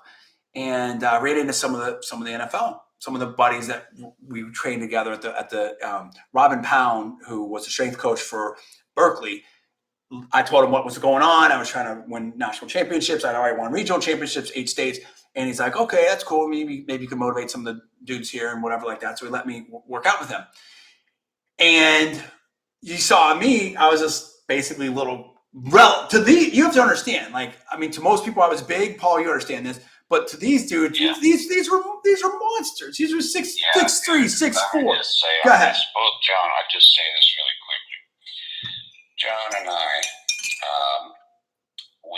John was doing a radio show in Sacramento, and I helped him, and we had we both had press passes to the Oakland A's baseball, the stadium. We were part of the press corps. So we would go to interview. This is when, if you're old enough to remember this, if you're not, look it up. Now, Paul. Hold on 1 second. Just remember, we're live. Just be careful of everything you're saying. I'm not saying. I have no idea what you're going to say, but just go ahead. Right. So this is when the A's had what was called the nickname was the Bash Brothers. Right. And it was Mark McGuire, yes. Jose Canseco, yes. And then there were other guys as well, other big dudes like Dave Henderson and some other guys. So I don't know if you look up Mark McGuire, look up Jose Canseco. Let me tell you, John was a serious level power lifter. I'm not the smallest guy in the world. I'm 6'1", pretty good build and everything. I remember walking in that locker room the first time to see those guys. Jose Canseco made me look like a child. Yeah. I looked like a baby. Yeah. Jose Canseco's like 6'5", like 260. these guys look huge. Huge. It was unbelievable. I've met Jose many times. Obviously, people know that my history and everything like that. And et cetera. I don't want to sit here and drop names and do that whole thing. It's very easy to see. I think that it's exactly right. And those are baseball players. Yeah, these guys are baseball players, right? Yeah, and the pictures pictures were the size of basketball much. Think of like Karl Malone or something, or a little bit shorter. But these guys were huge. Yeah, I worked a little bit with some people that are trying to do some stuff in basketball. I don't think I have to look. I don't know that I've ever trained an NBA person. Definitely met him. I went to a Warriors game once and covered it, but a lot of pro football. I've dealt with a lot of pro football, a lot of pro baseball, and yes, it definitely. I would. We can get in that later, another time. I've talked about that a lot, obviously, and I'm definitely an expert in that, super expert in that, in my opinion, or at least was, and world-class athlete. But I was very, very good at taking athletics and training and applying that to athletics. And that's, I think, where my real super gift on that was. You know, I wasn't like, oh, hey, let's go on a bodybuilding thing and step on stage, or let's drop, 50 pounds or whatever like that. And again, I'm not giving any fitness advice, health advice, science advice, anything like that, or any advice. Everything you do is at your own risk. I'm just telling you where I'm coming from. But, it all went back to when I would work out, it would just get better and better and better. And because I knew how to work out in a way to apply it in a very specific way. Here's what I'm trying to do, and I'm going to train for that. I'm going to try to do different things. So getting back to the fight. But so just rewind very, very, very quickly, and I'll get right back to the fight prediction and discussion. I was there for the spring training, and we're in Scottsdale, and I met some of these dudes. I want to say, gosh, I can't remember if it was James Watson. I think so. I don't know. Red Hall. Some of the football players. I can't remember exactly. Some of the Cal dudes that made it into the NFL. They're like, oh, hey, John, they were throwing me around. I was like a little kid. They were huge. And my buddy JK was there. He couldn't believe it and stuff like that. And it's just because, listen, in my opinion, they respected my work ethic and how strong I was. And I just think that, we know a lot more now about the different sports, and there's risk. There's a lot of risk. And there's a lot of risk in boxing, in my opinion. And because there wasn't the money, because who knows how good, I thought I could have been great, but who knows how great I could have been. You know what I mean? Whatever. I thought I could have been great. I mean, do you agree with me, Paul, that you think that MMA could have been my best sport? Yeah, for sure. You had good technique, and you had insane power. Yeah. So it's you had good speed, and you could hit. Right. So yeah, for sure. I think especially at the lightweight classes and stuff, because the one thing for you is you're very tough, physically tough, grinding tough, and you could take punishment, but also you were so strong. Yeah. That matters. That's you're much stronger than most people your own size. I would say almost like an outsized advantage. I don't know what the right analogy would be. This is probably, I don't know. Maybe at my best, I could have been like a stronger, possibly more, given the size, right? Right. Yeah, I would have. Right. Exactly, Ricky. I would have probably been like a 185, 170 would have been tough. 185, poor. Yeah, you never know. Right. But maybe a stronger, more versatile. Well, I don't want to say that either, because you were talking about one of the best efforts. I really want to watch what I say. I'm just making an analogy. I'm not saying I'm this level of class, or I could have even, who knows. Now, I may have tried. You never know, right? This is all speculation. And I have complete respect for the names and the pros and everything that I'm saying here, because until you do it, you don't do it, right? So, but I could have maybe been a more a pound for pound stronger, and perhaps more versatile version of Fedor. And Fedor was so great because he was much stronger than his size. And he was a real hybrid. I would say more somewhere in between a Dan Henderson and a Fedor. Dan Henderson, again, the best base you can have for MMA is wrestling, in my opinion. And I was a great wrestler, and I had done judo and stuff, so I understood some, chokes, locks, holds, things like that, submissions. And I think that the three best skills that you should have in the modern MMA are, in no particular order, let's go four, right? Wrestling number one, jiu-jitsu number two, right? And then I think you pick them between Muay Thai and boxing. I think they're both great. If I had to pick one, maybe Muay Thai, because you can work that off of the clinches and stuff a little bit better. But you don't want to get caught in space without being able to do different things. The fancier kicks, the karate, I think right, yeah, BJ. I think there are some cases of people that are pure or started with that super karate base. Stephen Thompson, Dragon Machida, who's the Christina, who's the I can't remember her name on the women's side, and Habib, exactly. Habib's just a great, right? He's just an unbelievable wrestler. Yeah, super wrestler, and that's basically all he does. And nobody can stop him. And so, but with me, I had some kicks. I had real flexibility. I understood, I'd done some ninjutsu. I did some aikido. I understood some different things, jiu-jitsu. So not jiu-jitsu, judo rather. I think I would have picked up jiu-jitsu very, very quickly. I believe. Let me just say something quickly. Yeah. I need to do something. I'll be back in just a couple. Oh, you're good. So I think I would have been fine on that.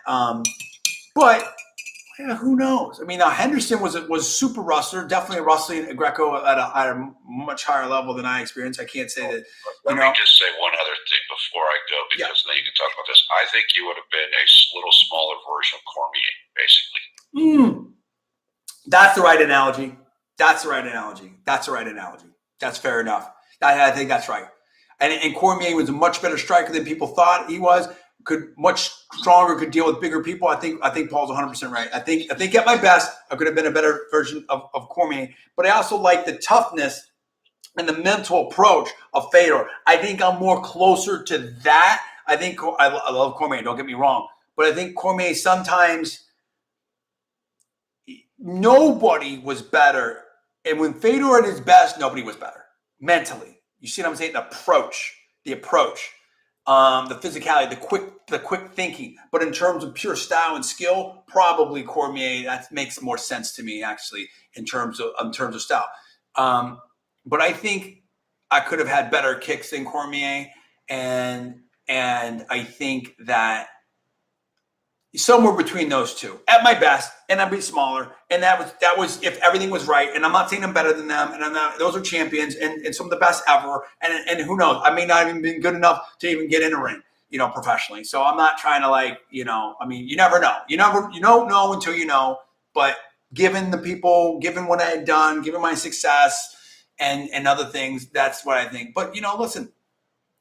There's a tremendous amount of risk. That's what makes this so exciting and stuff. I mean, that's part of it. And these are professionals. These are professionals tonight, and the fight's almost on. And so we're going to get back to that. I got a little distracted on that, but I think it's a lot of people that don't know or people want to hear, and that's part of why you tune into this, because you want to hear that background. You want to hear that insight. That's why I come into these things with this insight. I mean, even if you're making that much money, you are taking a level of risk. And that was the other thing too. Like, people had commented on this. I gotta be careful what I say, but I mean, it's when the event's over and the stuff's over, you have to. Same thing. But all great athletes, especially the combat sports or NFL or things like that. I mean, anything doesn't matter. I'm not saying any specific league. Any physical sport, any sport, period. But certainly any physical sport, combat sport, whatever. As you get older, you got to deal with the injuries. You can deal with all this stuff. I mean, I used to be able to lift cars, and now it's like, oh, I gotta watch this, gotta watch that. It's a different thing. So part of it is, what do you do? Like, someone asked me, and I'll stop on this. We'll get right back to the fight and the predictions, and then pretty soon, reaction and getting the fans, what you guys, what people think, what the fans think about that. But someone asked me, like, hey, John, now that you're injured, you're older, you didn't get paid for this stuff. Is it worth it? And that's an impossible question to ask. It's an impossible question to answer, in my opinion, correctly. Because at the time I was undefeated. At the time I was young and super strong. I was meeting and training professional athletes. I was going to Fan Fest and going to, had got to go to games for free and go to spring training. I was on the radio. I was doing all kinds of different stuff. Yeah, I mean, that whole thing in lifting and that all changed my life.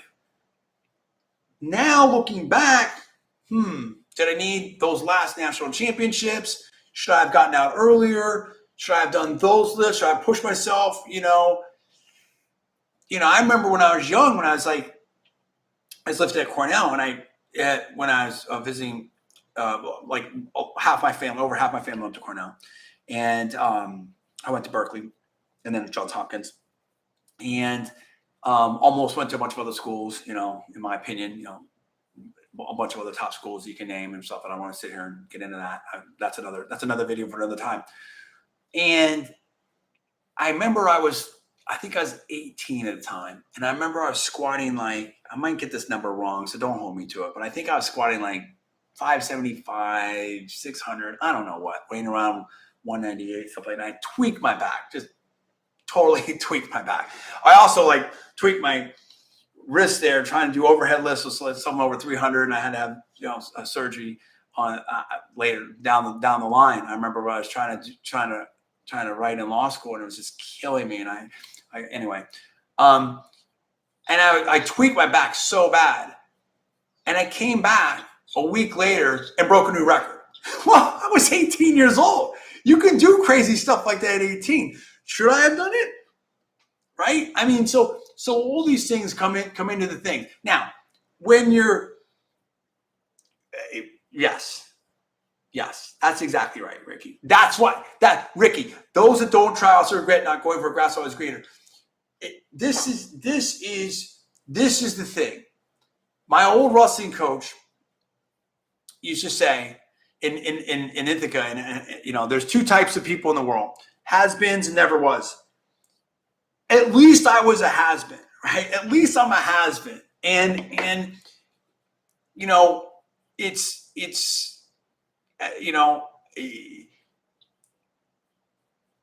I think it's a real, you can't, life is about experiences.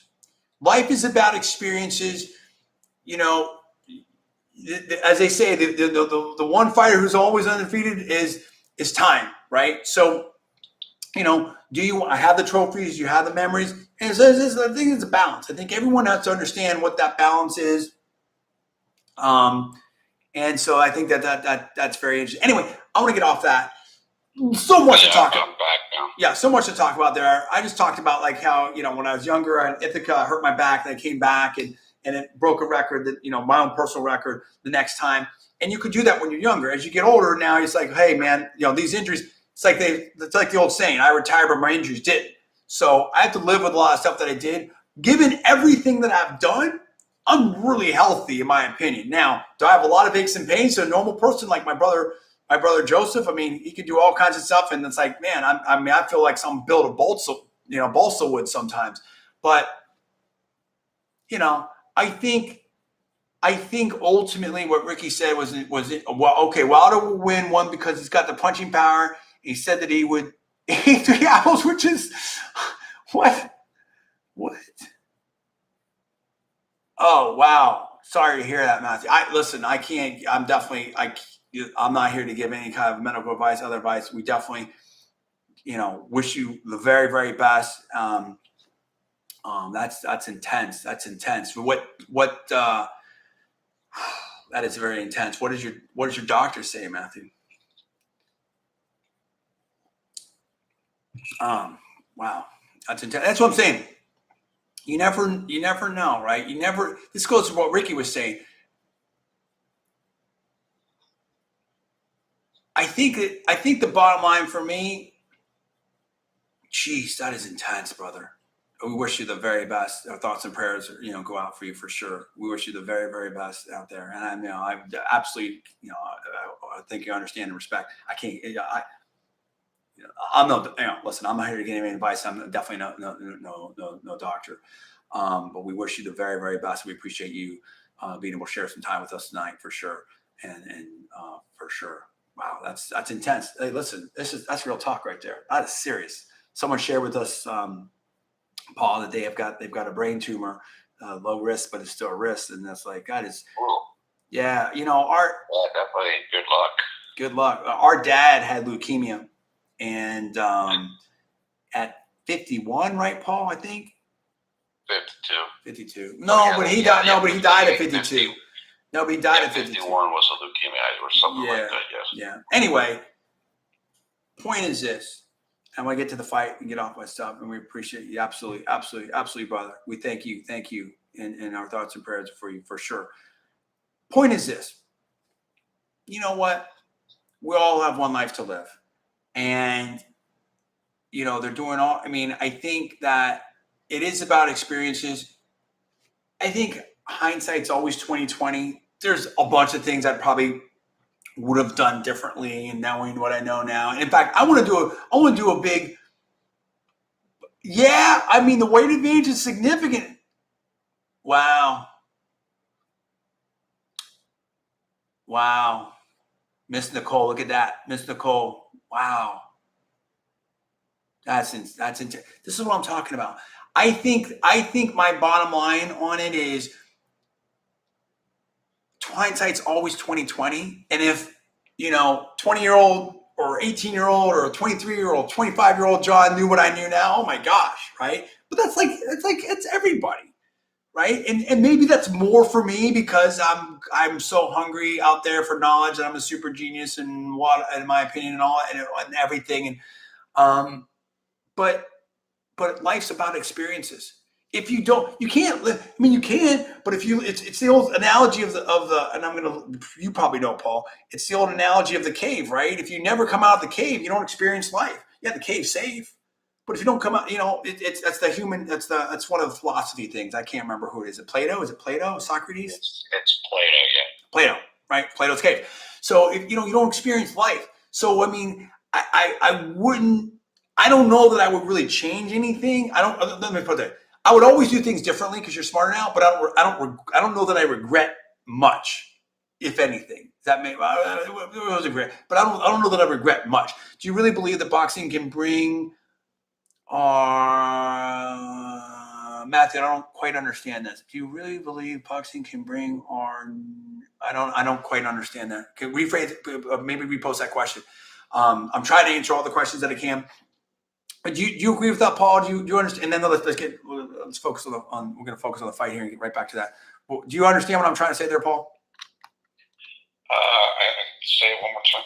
But as you get older, of course, you do things differently. But I don't think that I regret much. Of course, knowing of course, being older, hindsight's 20/20. But I don't know that I regret much. Does that make sense? Yeah, I agree with that. I think that's right. I mean, you got comfortable with what you did, and I feel the same way. Look, I'm totally beaten up. Yeah, that's what happens when you get older, especially if you ran hard. But it's so you just do the best you could do at the time. You do the best you can do. You know what I mean? You do the best. And again, we're not giving anybody any advice on anything on any fronts, et cetera, et cetera, et cetera. You do the best you can do. And in some way, I know some people. I know like people I went to.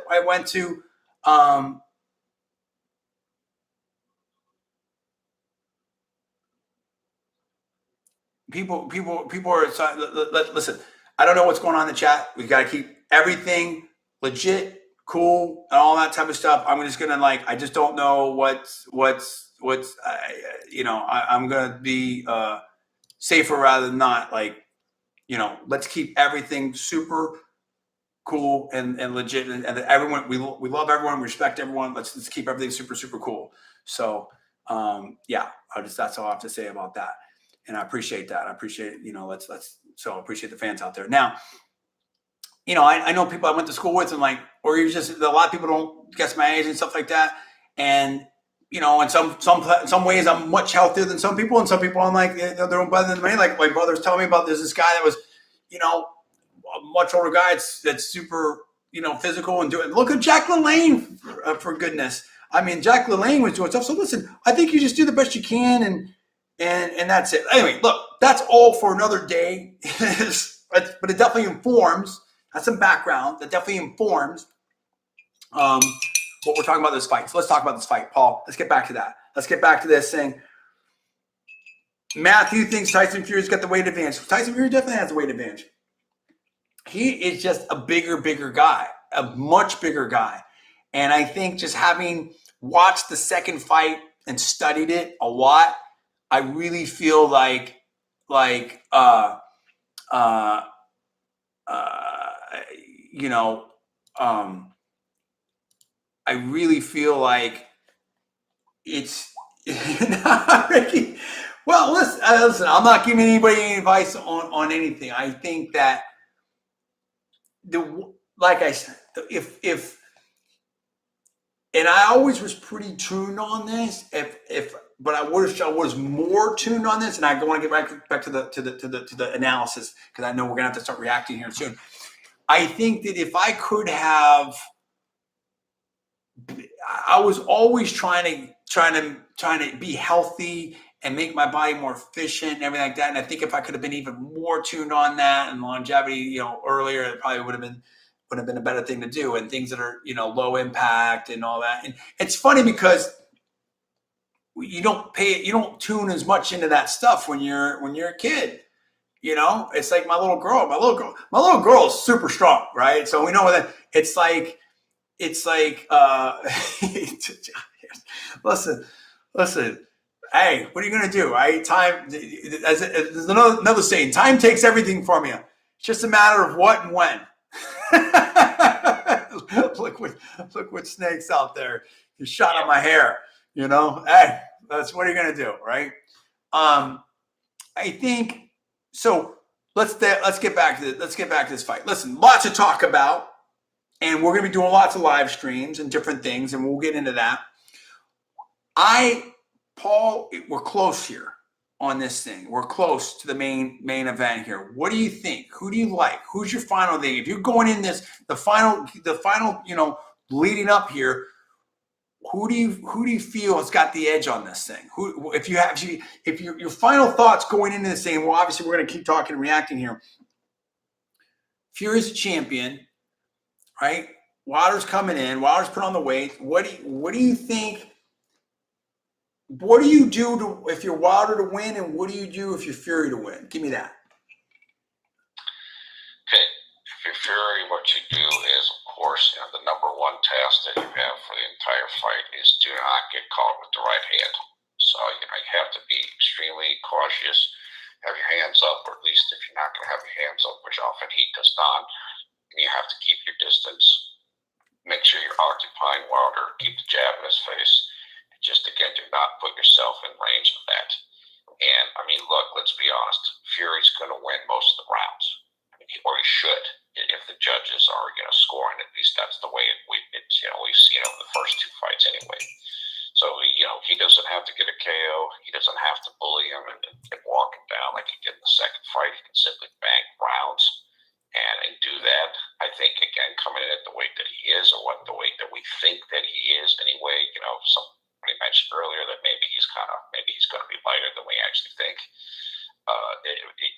If he is coming in at 277, then you would think he is going to try to go for the knockout, but he doesn't need to do that. As far as Deontay has to find some way to be able to land his punch, and he was able to do that in the first fight. He was not able to do it in the second fight. He's going to probably have to deal with Fury trying to lay on him and bully him and stuff as was happening in the second fight. That's why he gained the weight. I mentioned this earlier. I think that if I was Deontay, I would probably try to let Fury do the bully thing or whatever and kind of lure him in and try to set him up for a counter shot. That's probably his best chance in this fight, in my opinion. Rather, landing a counter rather than a lead punch. And, that can happen at any time, and he only needs to land one good one. Here's my take. I think if you are Fury, I would use all kinds of movement. I would stick and move. I would get this thing late. I think Fury is going to try to stop this fight. I think Fury is going to try to knock him out. I don't think he wants to. I think, listen, if Fury is like lives the boxing game in a lot of ways. You know what I mean? Like, in my opinion, I think if Fury can stop Wilder, it sends such a statement and really sets up that super match between him and Joshua. Although right now, Yeah. That's a little bit, you got to deal with Usyk. And that's intriguing because Usyk is very fast, very productive, but Usyk is definitely an older athlete. And Usyk, and the height and the size difference is ginormous between Fury. It was big against Joshua. It's huge versus Fury and Usyk. And yet, Fury has movement. Fury has speed.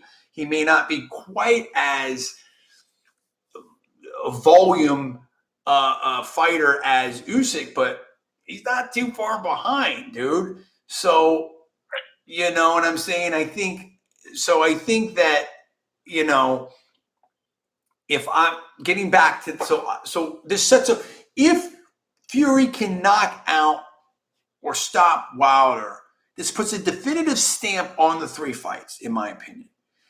And it raises the marketability of Tyson Fury in many ways. And so then if he goes out there and unifies, then he becomes this crossover dude who might be able to, move all kinds of, the guy obviously has tremendous personality, right? Not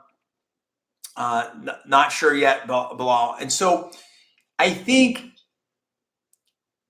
if I'm Fury, I try to put, some pressure on it early. I box the heck out of it, and a little bit, you pick your spots.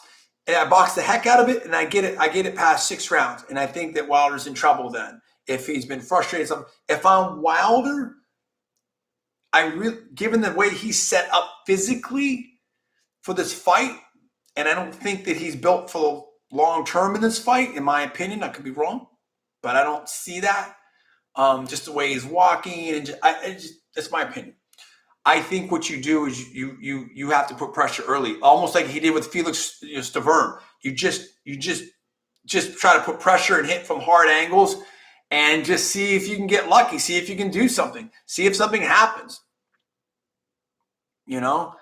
And because if you can sting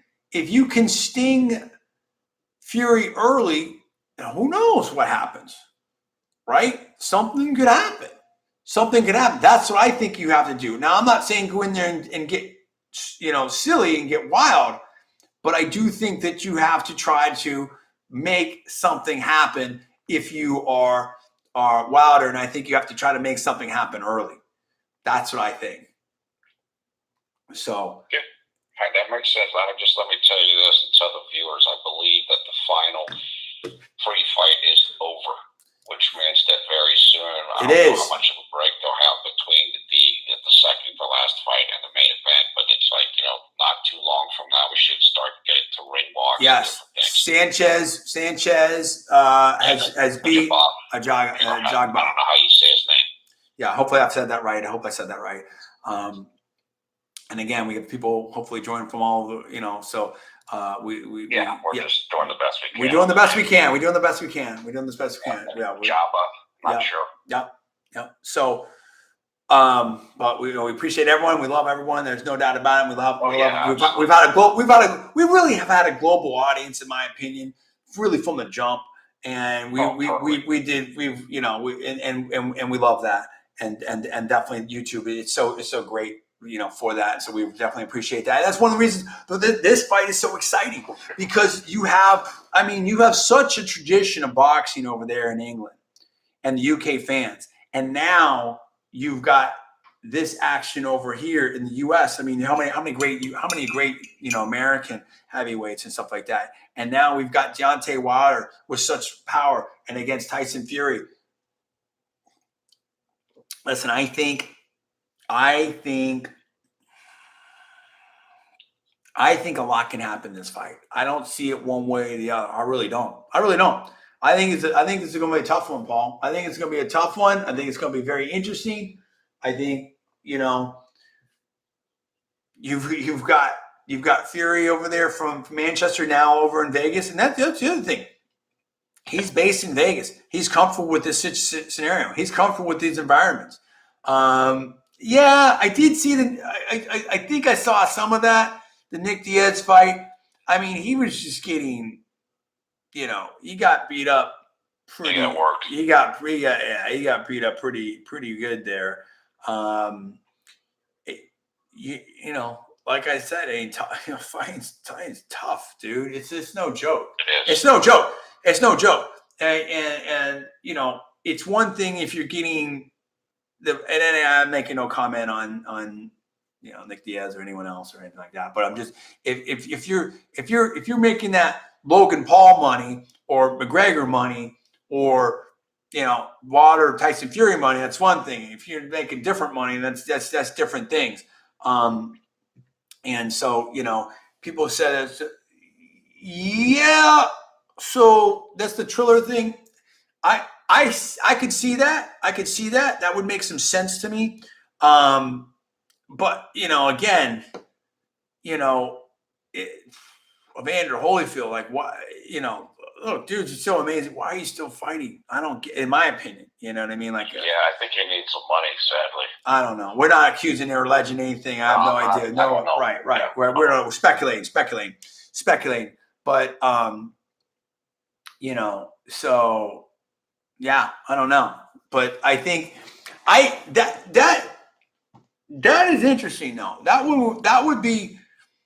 I mean, listen. I don't know that either one should. I'm not advocating for anything, but in terms of just a prediction and analysis, it's just right. I'm kind of more with Ricky. I'm more with Ricky. Ricky says that I don't think Holyfield's 60. I think he's like 57 or something, right?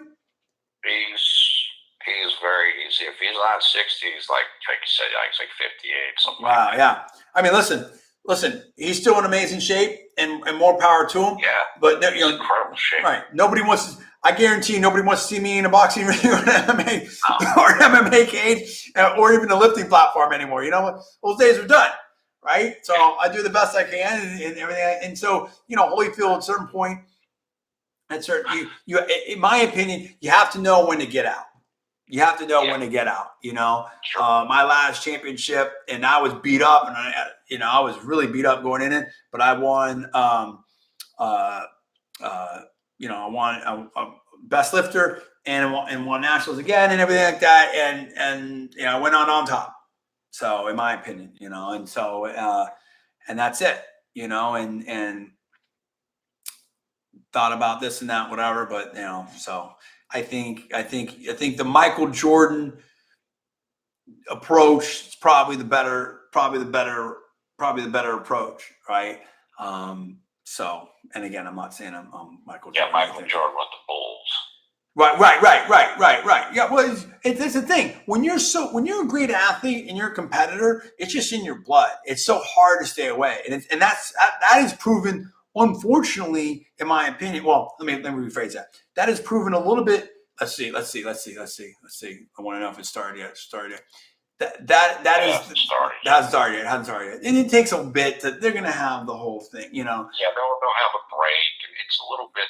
My guess is that the main probably will start sometime between 11:45 and 12 a.m. Eastern.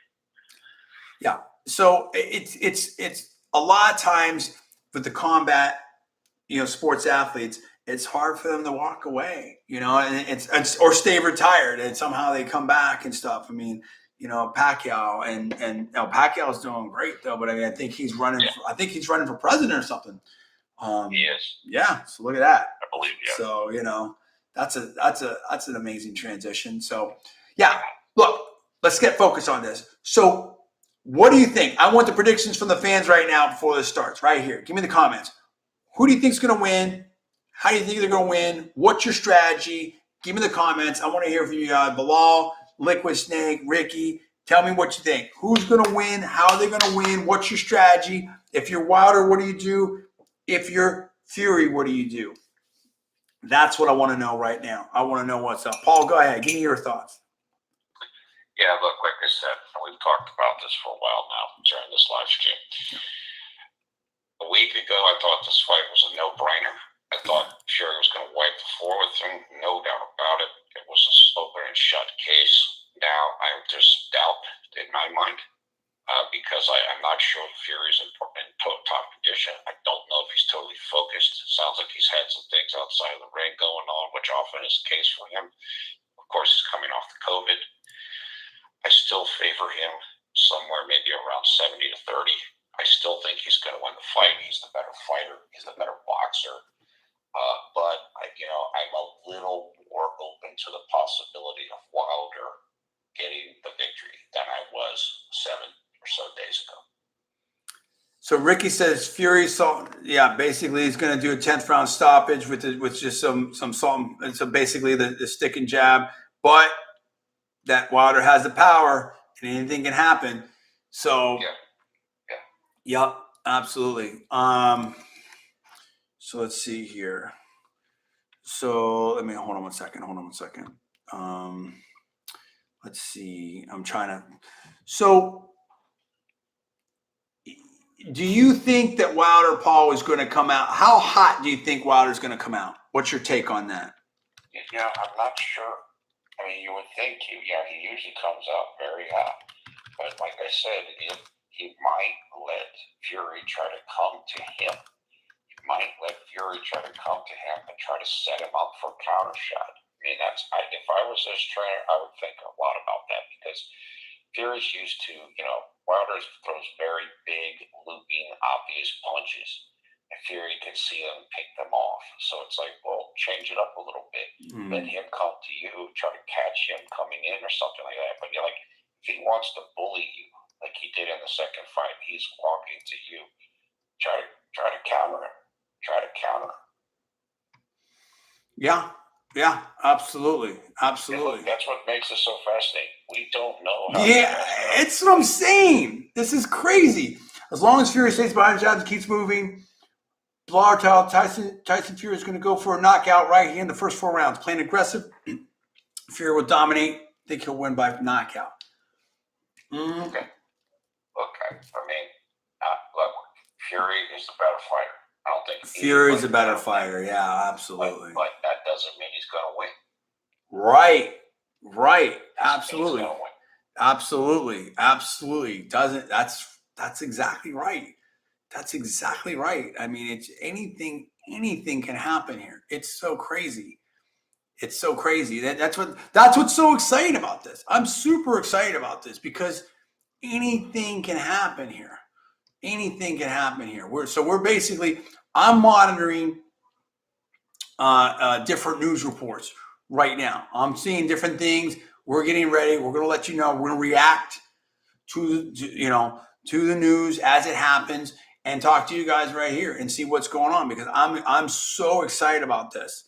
I think this is something where I think this event sort of snuck up on people a little bit, unless you're like a big time fan, because like Paul said, I think people are like, oh, well, it's going to be the same. But I think that the momentum on this really built this last week. And I think people are totally agree with right. I think people are like, whoa, this is happening. Yes, it's, you know what I mean? Like, I think people are really, really, really getting into this right now. So I'm very excited about this. Very, very excited about this. Let's see here. I'm trying to get some. I'm hearing information right now that they're like doing the glove wraps now. Okay. And if that's true, this could be another 45 minutes, even an hour until it doesn't surprise me. Yeah, it doesn't surprise me. That's why I got my stuff here. I geared up for a long broadcast because, I mean, it's a major fight. So I'm trying to get sources. I'm trying to look at stuff from the U.S., look at stuff from the UK. I'm trying to monitor different things so we can, look at different people have different analysis of what they think about this. But this is super cool. This is super interesting right here. I really feel like I like Tyson Fury in this fight, but I don't know. And listen, Tyson Fury is wearing that cap. Is he looking? Is that a cowboy cap? Is it like the Undertaker? I mean, I think it's Undertaker. Yeah, I think it's Undertaker. And they had the things roped off, and security's out there. They didn't let him really face off. You know, I mean, how much heat is there between these two? What are they worried about? I mean, like there's Now, let's talk about that a little bit. Yeah. Let's talk about the build-up and the trash talk and everything like this. First, let me just say this. I genuinely think these two guys like each other, or they certainly did. Now, there might be bad blood with all this different glove stuff and all these little accusations and all, but these guys have been friends for going back a number of years. I think they knew they could make money together. Oh, yeah. Fights, against each other, and like now, but it's like, certainly Fury's dialing up the trash talk big. Ricky says that Undertaker sent him a message, says wearing his hat. That's awesome. Well, right. They're both, I think, smart business people in the sport. And I think that Fury is certainly an entertainer. I think that they both, again, I've never met either one of them, but what I can gauge is having been around a lot of athletes and stuff, I think they're both seem like they're pretty, good people, whatever. Probably fun to hang out with or something. I don't know, but certainly Fury seems that way. I mean, I don't know as much about Deontay, but Deontay seems to be pretty cool. It seems like people in his camps. I mean, I think they both. Yeah, he's a cool dude. He seems like a cool dude, right? And they both seem like really cool dudes. He has a persona. He has a whole thing, but I think he's basically a good guy. But I think that's more of his like you said. I think it's more of his persona. I think that he yeah, I think it's more of a right. I think it's more of a gimmick in that this is okay. I think that Ricky's surprised that his friends before. I mean, he's from from what I understand. I don't know enough. I don't want to misspeak, but it just always seemed like he was like cool with his family and cool and very, very into the community and stuff. And just seemed like they both seem like they're really cool dudes. And Tyson Fury is all about his family and all about boxing and everything.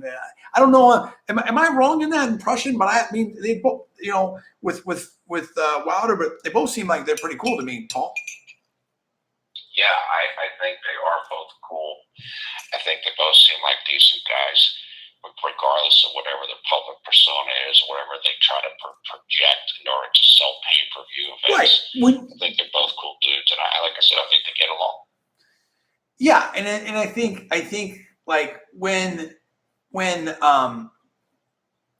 you've got the power, when you're a heavyweight and you're selling, and you've got the power of Wilder and stuff like that. I mean, everyone takes on there's characters, there's personas, there's certain things to sell pay-per-views and stuff like that. And I can't remember. Well, anyway, so there's a lot of different things. Like I'm half remembering different things, and I don't want to misspeak, particularly on the live stream. So I think they both seem like they're good dudes. So I can see that. That's not super uncommon. We've seen that. We've seen that in MMA as well, right? But business is business, and you got to go in there and there's a fight here. There's a championship, world championship, heavyweight championship of the world. This is super exciting. So yeah, I think it's going to be okay. Yeah, we're monitoring. I'm monitoring everything. I'm monitoring all of this. As soon as we know something, we will let you know something for sure. And it's getting closer. That's for sure. Yeah. Yeah, absolutely.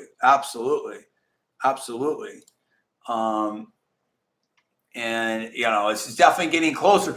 This is getting hype. This is getting hype right now. I think that regardless of the friendship, potential friendship, or however nice people they are, anything like that, I think so. Okay, so this is the Evening Standard. One of the UK places. It has some interesting quotes.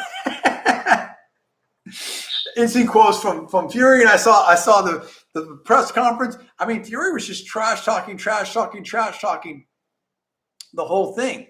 Whereas Wilder's talking about how he's a different fighter now, basically with the camp, and it's a changed situation, and so it sounds like Tyson Fury saying that he's really going to take it to Deontay Wilder. Do you think that's going to happen? And it sounds like Deontay Wilder is saying, whatever you faced before, you're facing something different now. Certainly he's facing another 7 pounds of Deontay Wilder, right? So that's interesting. But, yeah, look, sorry. again, Let me just sorry. I just want to say one last thing, and I'll zip it for a second because I want to hear what you have to say. And I want to hear what the fans have to say. No matter what, in my opinion, friend, whatever, whatever. This is a heavyweight championship fight. I think both these athletes have a lot of pride. I think both these athletes want to have high standards of excellence. And I think that when you get in the ring, there's no trainers aren't there, fans aren't there, family's not there. It's just you and your opponent. And now what's going to happen now? Now you have to deal with that. And that creates an entirely different situation. So it doesn't matter about all that other stuff's out the window. And it's serious too. It's a serious situation. So in that context, we're about to find out. We are about to find out how good Fury is and how good Wilder is. Did Wilder reinvent himself? Did he make himself something different? Paul, go ahead. I just want to set that table, roll with it. Yeah, look, I mean, like you said, we need to know. I don't have a handle on what the strategy is going to be. Of course, the person who needs to adjust most is Deontay Wilder. Yeah. Because after what happened in the last fight, but is Tyson Fury going to fight a different way? Is he going to come up in a different style than what he did last time? Don't know. I'm really not sure. I would think that Deontay really needs to change up what he's doing, but with the extra weight putting on, you would think he's getting ready for Fury to try to muscle him around again. Okay, so I've got a couple updates here. Potentially, these are news reports, and again, I am monitoring like 3 different sites. I might monitor more. There's updates here, and according to one of these sites that, and I'll put links in the description below later, not right now. It says there's too many, too many things going on. That according to one of the sites, that that basically maybe that the national anthems of things are wrapping up. There may be some delays. Who knows? They're talking about some gloves. We'll see about that. Another site is talking about that Sugar Hill was saying that basically, look, that maybe Wilder's going to be patient. Maybe he's going to, I mean, that's interesting. That's it, hey, that's interesting that now they're talking about getting Fury out of there in under 5 rounds. That goes to what I was saying. So it's interesting. It almost sounds like a little bit of a double talk there, in my opinion. It's almost like, well, hey, we can be patient and hey, whatever, but 5 rounds. I think Wilder is built for a shorter fight right now, Paul. Yeah, I think, like I said, it was my own personal opinion that Deontay could not fight the way that he fought the last fight. In other words, I could see him trying to be more patient and try to set up counters against Fury. And that sounds like what Sugar Hill was saying. Of course, that goes against the get him out in 5 rounds thing. But, there's a lot of mind games going on now. I think there's a lot of mind games. And mental feints and all of that. I think trainers, I think there's mind games. I think all of that. I think that, and again, it's like what Tyson said, all the plans are great until, once the bell rings, everything changes, right? And that's not the exact quote. We all know the quote, but I mean, everybody has a plan to get in the face. Right, exactly. By Mike Tyson, that's exactly right. So I think, pace. Well, that's true too. Ricky has a great point. That's a great point, Ricky. That's a great point. Thank you for that, Ricky. Patience helping Ngannou against Stipe. Yes, and I don't think Stipe didn't look as good there. I don't know what happened. I don't know what's going on. Stipe used to be. I mean, maybe Ngannou's boxing's better. I don't know. That's an issue. What happened was, in my opinion, I think that's the fights where Stipe got, he stunned him, and then he got too, he tried to. He did, and he got too, right. That's what, hey, like, I remember that a famous fight, I think, from Bellator. I can't remember if it was, I can't remember who that was. I want to say Scott Smith. I don't think that's right, but I can't remember. But yeah, I mean, listen, anything can happen and stuff like that. That's what I'm talking about. So this is we're almost ready to go, and we're almost ready to see what's going to happen right here. So look, it wouldn't surprise me if it's going to take us a little bit longer here. Yeah, it seems like there's some delays, as you said. I guess the national anthems are done for the two nations, but like hearing something like Deontay. Okay, here we go. Here's an update. This is from a UK news source that basically the pre-fight, that ring walk should be imminent. So that's good. That should be really good. So let's find out. So that's very, very, very interesting on that one. I'm excited about this. This is great. This is it. We're gonna find out right now. This is it. I think the opportunity for Wilder is going to be early. It was late in the first fight, but I don't see that happening. I mean, here's the thing. Like, Fury took the first.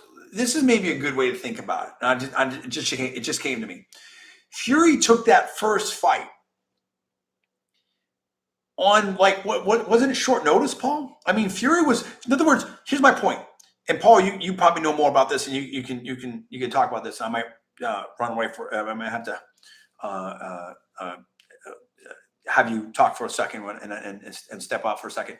I think that Fury was in the worst shape of any of these three fights in the first fight, and he still, got a draw there. He still got up off the canvas. Am I right on that? Did he take that fight on short notice or something, Paul?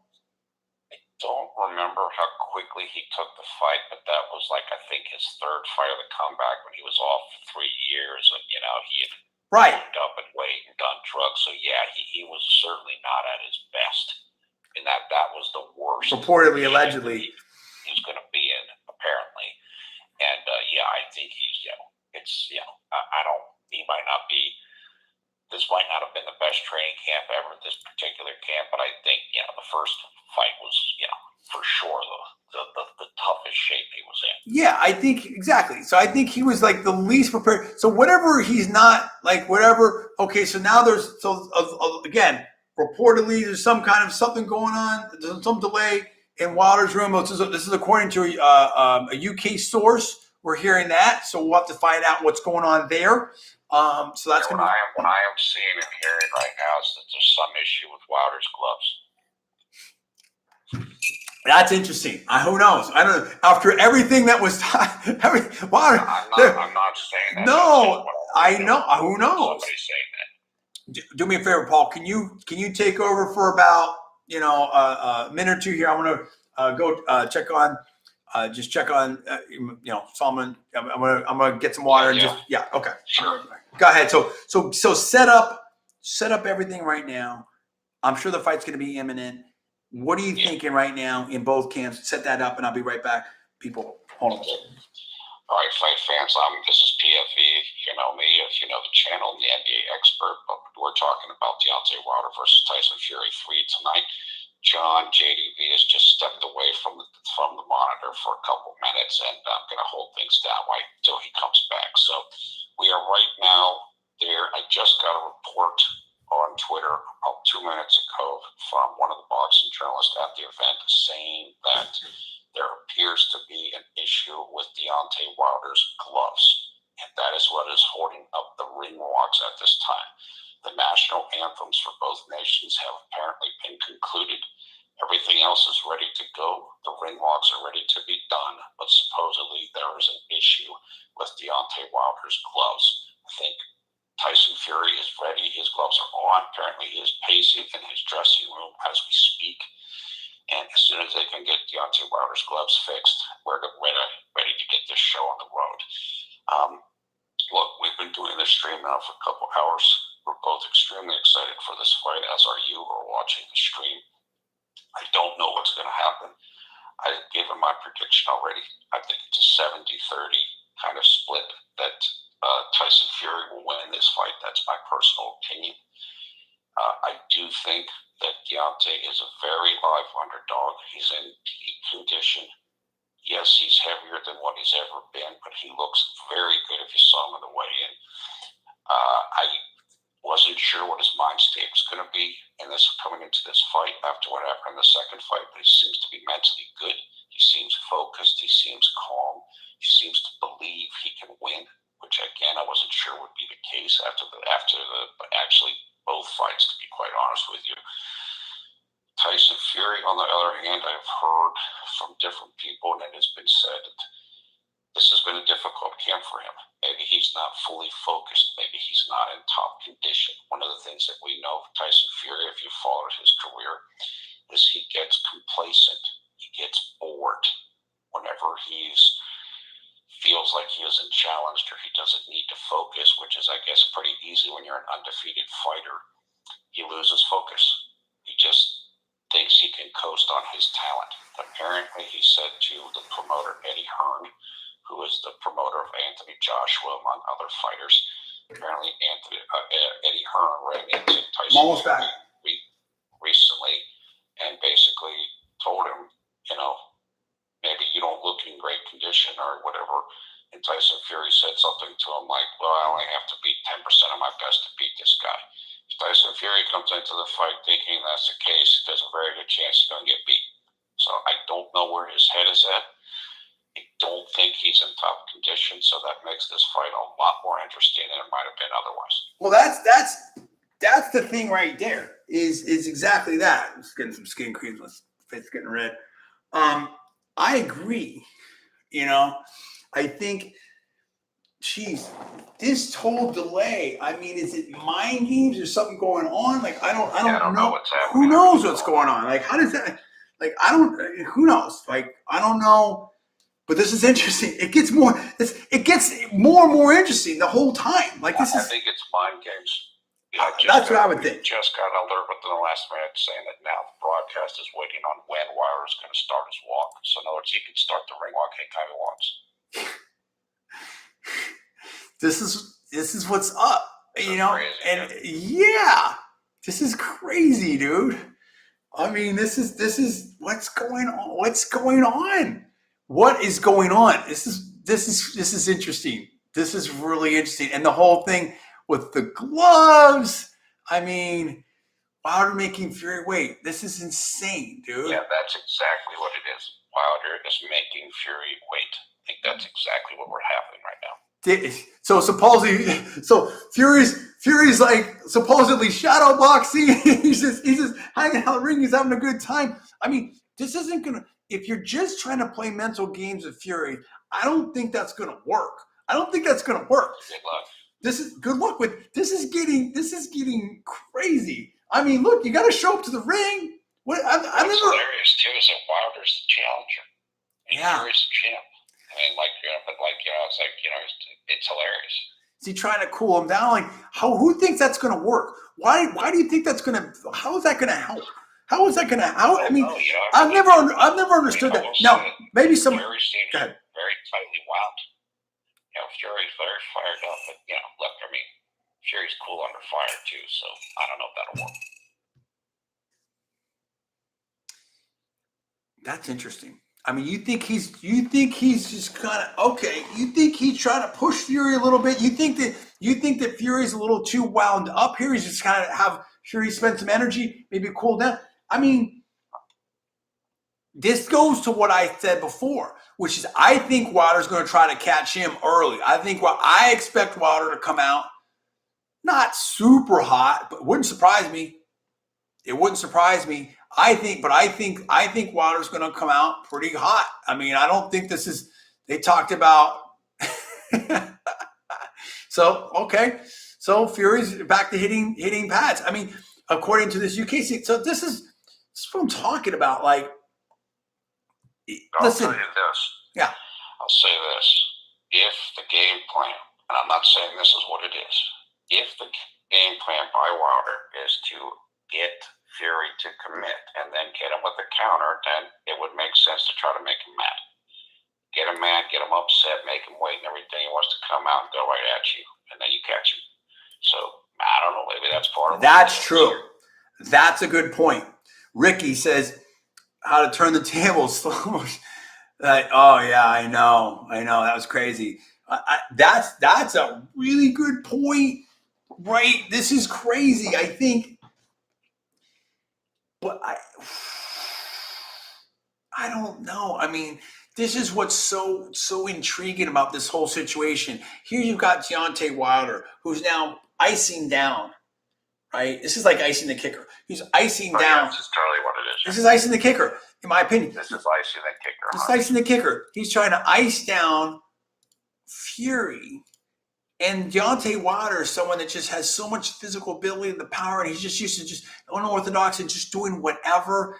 And now he's had to turn into this strategist. Yeah.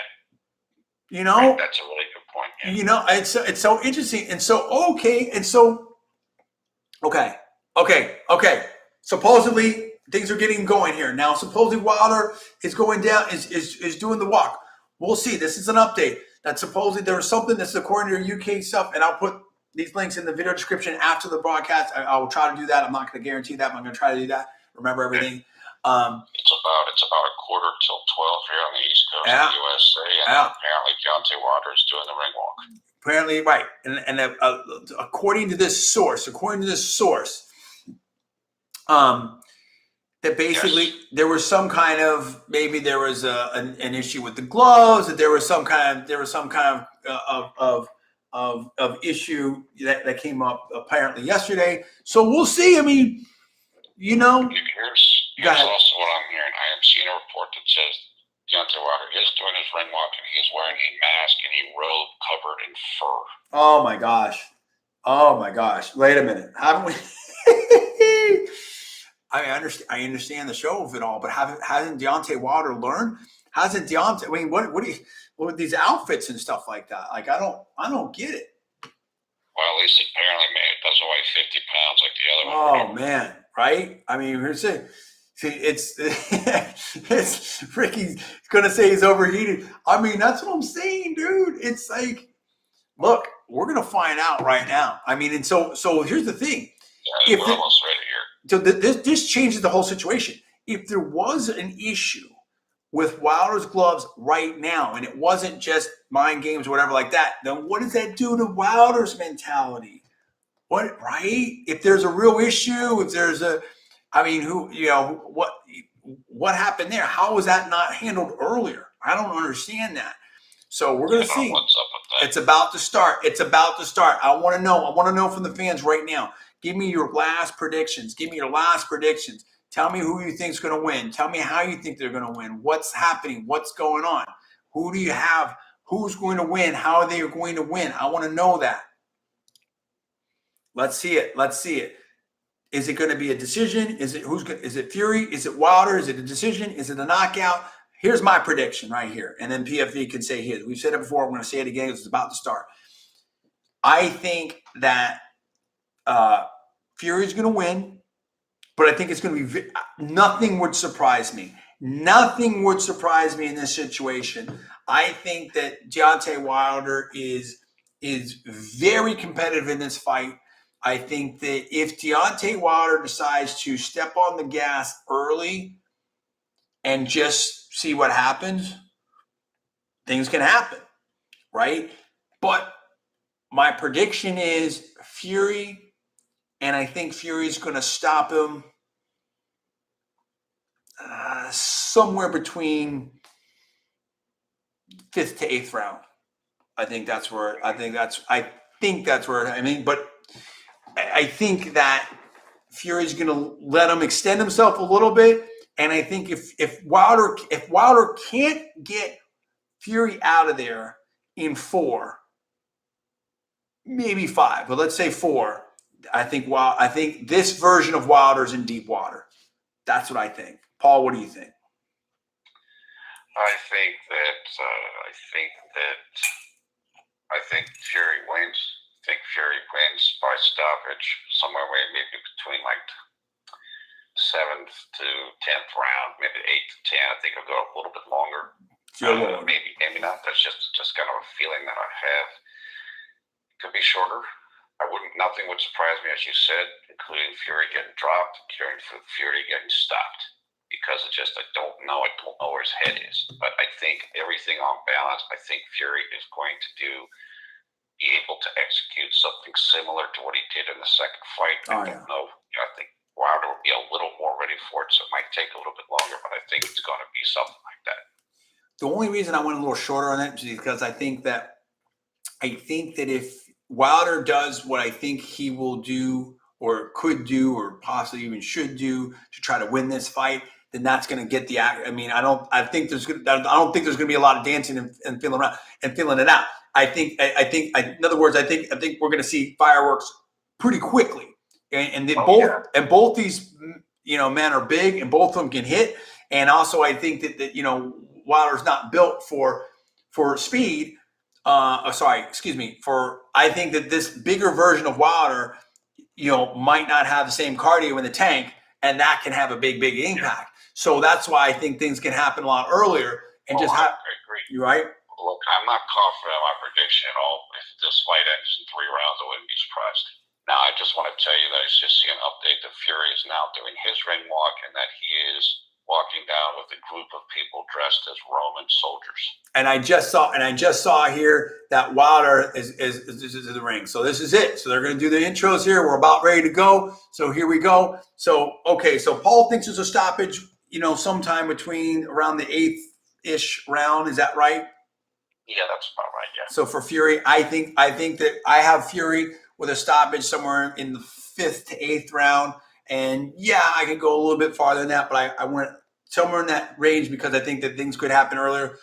What do you have to say here? Fans in the chat right now, put the final predictions. Let me know what you think. If I was Wilder, I would try to start it early, but I would also invest in that body. I would put some hard body shots in there. The problem, I think, with Wilder in that is I don't think that he's a big body shot type of fighter, number one. And number two, the other problem with that is he's not the better boxer. So if you go to the body, like an uppercut, as someone said this, I can't remember who, it's high risk, high reward, that type of thing. And so if you, when you drop your hands and you're working a body, that for every offensive fight, it leaves you open, offensive move, it leaves you open defensively. So that then leaves you open defensively. So I think that may be part of it too. So I think that you're going to see a lot more. There's much more versatility. That's what I'm saying. Like Tyson Fury feints, he bats down punches, he shoulder rolls, he does body shots. He does a lot. There's a lot more arsenal there. But Wilder has more athleticism and does awkward styles and stuff like that. So we have to see. We have to see what's going to happen. It's about to start. It's about to start, and we're going to find out. If Fury wins, Paul, what happens after that? Where do you think it goes from here? Yeah, I believe that the person who wins this fight will then have a mandatory against Dylan White. I think that's the case. Dylan White plays another UK heavyweight. That's what I believe is the case. And of course, everybody wants to see, the winner of this fight, particularly, Tyson Fury against Anthony Joshua or Usyk. So, but that might have to wait because, of course, those guys are going to fight again, Usyk and Anthony Joshua. And again, the winner of this fight looks like they're going to have to fight, I believe, Dylan White. So we might have to wait a little bit. So Fury basically comes down looking like a Roman soldier, and AC/DC's playing. He's got dancers, he's got everything like that. It's about to get going right now. We've got the referee in there, so here we go. So it's about to get on. We're gonna find out right now. I love it. I love it. Yeah, it sounds like all that's left now is the announcer to announce the records. Fury showing how to wear Tyson Fury is showing how to properly wear a 50-pound costume. I love it. Exactly. So Ricky, you guys, let's see. What's any final predictions, final statements before the fight gets going? What do you want to say? No, we'll see. Give it in the comments right now. Put it in there. Let's see what's happening. I think the hard thing that for Wilder's going to have to deal with is Fury, just watching and rewatching, a lot of these older fights. Fury does such a great job of establishing the ring generalship, establishing the range, staying big, fighting big, keeping at that range, and I think that that's become so problematic for for Wilder, and it just doesn't allow him to get that offense off. He's so used to sort of jumping in and creating that offense, and it's hard for him to get started, dude. Okay, yeah, I totally agree with that. Like you said, Fury is excellent at fighting big. He'll do all kinds of things. He'll use everything in his height, including like his paw, the jab out there, and kind of get his hand in front of your eyes. So you can't size him up. He can look at you and line up his punches. He's very good at being a big man. Okay, so Ricky has a 10th round stoppage for Fury that Wilder might gas early in terms of run out of cardio and stuff and have some issues. Yeah, Ricky, I think that's it. I think that's the risk reward for Wilder in this fight is the exercise and the extra power. What happens with that? I mean, just watching if you look at that second fight, Deontay looked slower and looked stung from like even parts of the first round, certainly the second round on. So, I mean, this is going to be, I think that people, okay, here we go. It's on. Okay, it started right now. So we're ready to react. I believe it's on right now. I think it's going or it's about, we're ready to react. Let's see what happens here.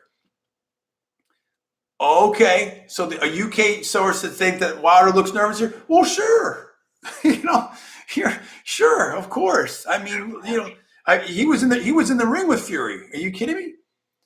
Fury looks loose and relaxed. So again, but all of that, all of the mental, all of that stuff, everything aside, said here Fury was less motivated. I can see that to be true with it being the third fight. Ricky, yeah, right. Everything aside. Wilder has so much power, maybe now even more power, that one punch, if Fury starts showboating for the crowds? What if Fury lets down his guard? Who knows? What if Wilder's just like, what, I'm just going to try something. Anything can happen. So if I'm Fury, I'm going to make sure that I'm going to remind Wilder who he's in there with, but I'm going to really box, and I'm going to really just try to control the pace and control everything, early and stay at a distance. Don't you think, Paul? Yeah, I think that's what he definitely has to do. And, don't let Wilder use up his energy quick. Right. That's it. I think that's it. I think that Wilder had a great camp and worked hard, but I think that Wilder is it's kind of like. Let me just say this: the fight has just begun. There we go. So we're ready. We're ready to react to it. Anything can happen. Here we go. This is what we've been waiting for. Let's see what happens. We're ready to react to this situation right here. This is exciting. Look, there's a lot on the line. Two huge men fighting for the heavyweight championship of the world right now. I like it. Paul, I mean, what do you think? What's your take? Who do you think is a little bit more comfortable right now? The gloves, they didn't touch gloves allegedly. Okay, here's reaction right here. Okay, so Wilder jabs the body. Well, okay, so who said that, right? Who said that? And then there's feints. Wow. Okay. Oh, here we go. So Wilder looks like he's being busy. And he is working downstairs. That's way smarter. Dude. I mean, this is crazy. This is good. I mean, okay. Wow. I'm telling you, I'm getting ready. I'm monitoring three different sites all at once here, and I might get more going here. This is what Wilder needed to do. Wilder had to invest in the body, and he had to start hot. Who was right? I'm right, in my opinion. So give me a thumbs up for that. There we go. That'd be great. We appreciate everybody out there. We definitely appreciate all. So Paul, it looks like Wilder's starting early. It looks like Wilder's starting hot on this one, and he's working on the body. Yeah, and I don't think that's a big shock. I think Fury again. If Fury come out, see what he does. you know he's going to be most dangerous early. So you just want to let him see what you're going to get from him. Apparently Fury's just chilling. He's doing little jab counters. But Wilder's just trying to get something, just trying to touch him, just trying to throw something to the body.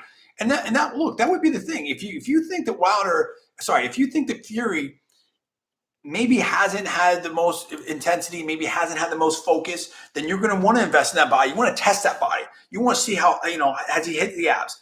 How soft is he? Hurt him downstairs. So that's definitely something that he wants to try to do. So I think I can see that going right there. So I can see, I'm checking a bunch of these different news sources here, and it looks like one to me is a little faster than the other. So I'm just trying to keep up with anything. Paul, do you have updates on your end? I'm getting pretty much what I think you're getting, yeah, which is that's fine. Round one sounds like very good for Wilder. Yeah, he's being chill and patient.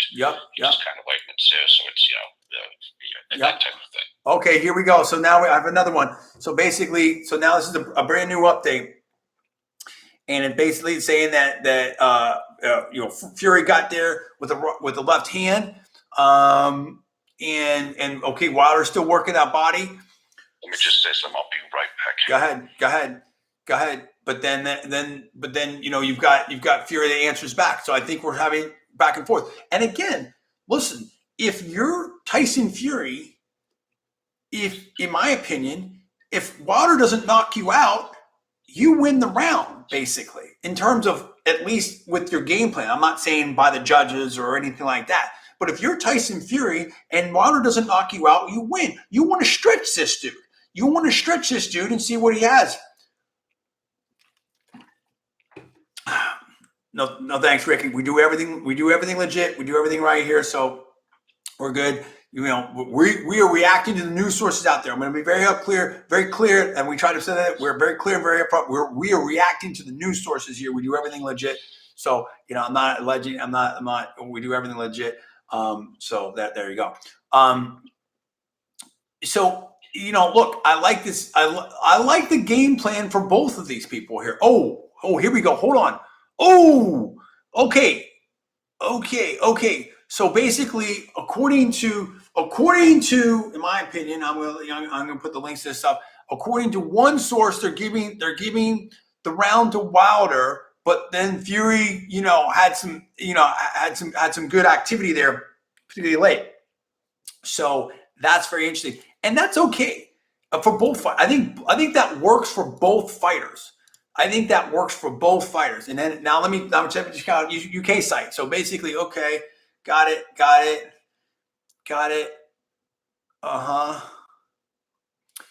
Yeah. So basically, they're complimenting the boxing of Wilder. So that's very interesting.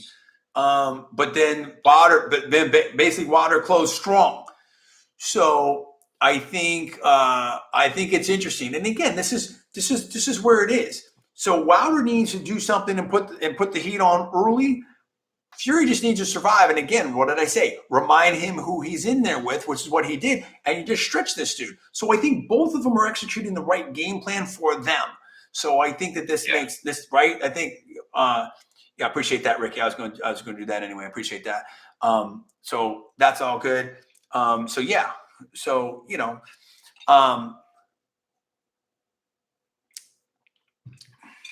I like it.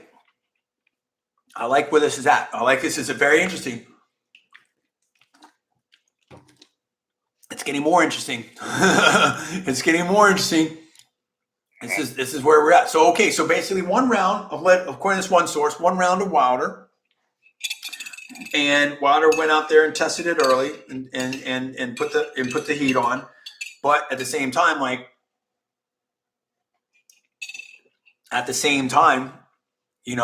Fury did what he needed to do and stung him early. I mean, again, nobody expected Fury to go out there and try to knock him out in the first round. That wasn't gonna happen. So good round for both of them. I think that's a good round. For both of them. So here we go. I mean, how are you guys feeling about this? How are you feeling about this right now? Who do you think this favors? So Wilder, basically, according to this source, Wilder's up one round. Who do you think it favors? Are you favoring Wilder in that? Are you feeling good about that? Are you still okay with Fury? Listen, I want to hear. I want to hear from the fans out there. I want to hear from the UK fans. I want to hear from the global fans. I want to hear from the US fans. I want to hear from the Fury fans, from the Wilder fans. Let's hear it. Let's hear it right now. This is interesting. This is interesting. Okay. So look, here we go. Okay. Here we go. So, okay. So they're both now. That looks like both of them are trying to attack the body here, and I think there's a lot of physicality, Paul. It seems like there's a lot of physicality going on here. Yeah, but this is what I'm seeing as well, and it also looks like I'm hearing Fury's a bit inactive. Like it's kind of the pace isn't there. That might be the conditioning, but again, he might just be trying to let Wilder tire himself out. Yep. Absolutely. Do you? I mean, it's going to be very interesting. I mean, it's a really, really big. So many questions. How long can Wilder last with this new power? And is Fury in shape? Where's he at? Did he? I mean, it's so much. Okay, so basically, according to the UK site, that basically Fury's doing a lot more in the second, and he's really hitting stuff. They're both going. Okay, they're both going to the body. Basically, and then there's a lot. It looks like it's getting a little bit more rougher, but that Fury is imposing himself on Wilder. So now, basically, the UK site says it's 1-1. So it's 1 round Fury, 1 round Wilder. Yeah, that's what I'm seeing from the USA sources. Yeah, and I just saw that as well. So that's interesting. So now again. If Fury so there you go. So if Fury made that his round, I'm not saying the fight's over any stretch, but right, more aggressive. So that's what what did he tell you? I told you that's what was going to happen. That's why I know. That's why I know this, in my opinion. I will tell you this too. I just saw a picture of Fury. He does not look great, but physically, but he never looks great. He's got a little bit of the love handles, but he always looks like that. He does. So now wait, I just there's an update right here. Hit me. Says Wilder's starting to lose his confidence. What did I tell you? What did I tell you with the mental game? With the mental game, if this dude can't, you can bench 350. If this dude can't get him out of here, he recognizes who he's in there with. He's got a problem. I think that Fury has the mental edge. It could just be from the wins. It could be from. You know what? This is interesting. I'm going to take you back to where I'm going to take you back to what Fury's dad said, and again, looking at research for our live stream, he said, "Look, I wouldn't be surprised if Wilder comes out with different game plan, tries to do different stuff, but then as it goes on, he's going to revert to his old stuff." I guess Wilder landed a solid right hand on Fury. Fury had to hold on, but basically Fury's doing well besides that. Well, that's the thing. Like, you can try different things, but I mean, any athlete, many athletes are going to, like you said, they're going to revert to what works for them, what they're comfortable with. You know what I mean? That's interesting. So this is a good fight. Here we go. This is where it's going to get. This is where it's really. I think this fight's going to be made. I could be wrong, but I mean, I think that okay, 1 round of Wilder, 1 round of Fury. Now it's getting rough in the inside. They're both trying to go to the body. This is getting crazy. This is what you wanted to see, right? So I'm monitoring everything. Oh, here we go. A new one. Okay, so basically, Wilder's down. I told you, dude. It's gonna be down right hand. Dude, Fury, dude. Yes. At the end of the 3rd round, dude, Wilder is down. I have to monitor if he's gonna get up or not. Oh my gosh. Oh my God. Don't know how hurt he is. Oh my gosh. Here we go, dude. That's what I told you. Your Fury is just, that's what I'm saying. You just make sure you avoid anything. You figure this guy out. You let him know who's in there, and then you start dropping the power on him, dude. Oh my gosh. Here we go. So it says, this is it, dude. Okay. Wilder has lasted the round. He's clinching. He has survived the round. What did I say, dude? 5 to 8. He landed 2 more big punches, apparently. Wow. Well, that's a 10-8 round. There you go. That's what I'm saying. It's a 10-8 round. Yes. Wilder was never going to, in my opinion, Wilder was never going to win a decision on this one. Wilder was never going to win a decision on this one.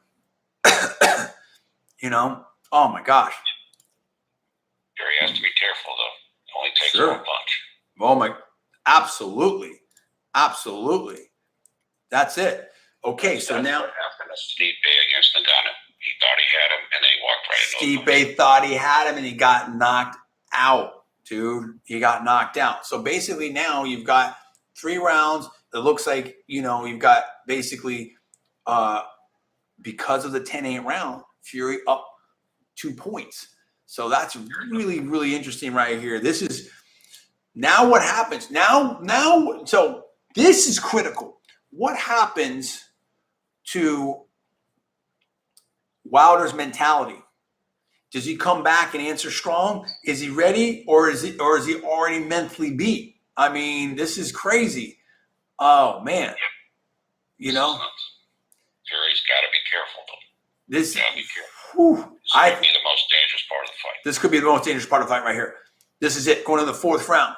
So I may have been off by a round, but it means it looks like apparently one of the things that I saw that. Okay, so here we go. So round. Okay, I'm getting an update right here.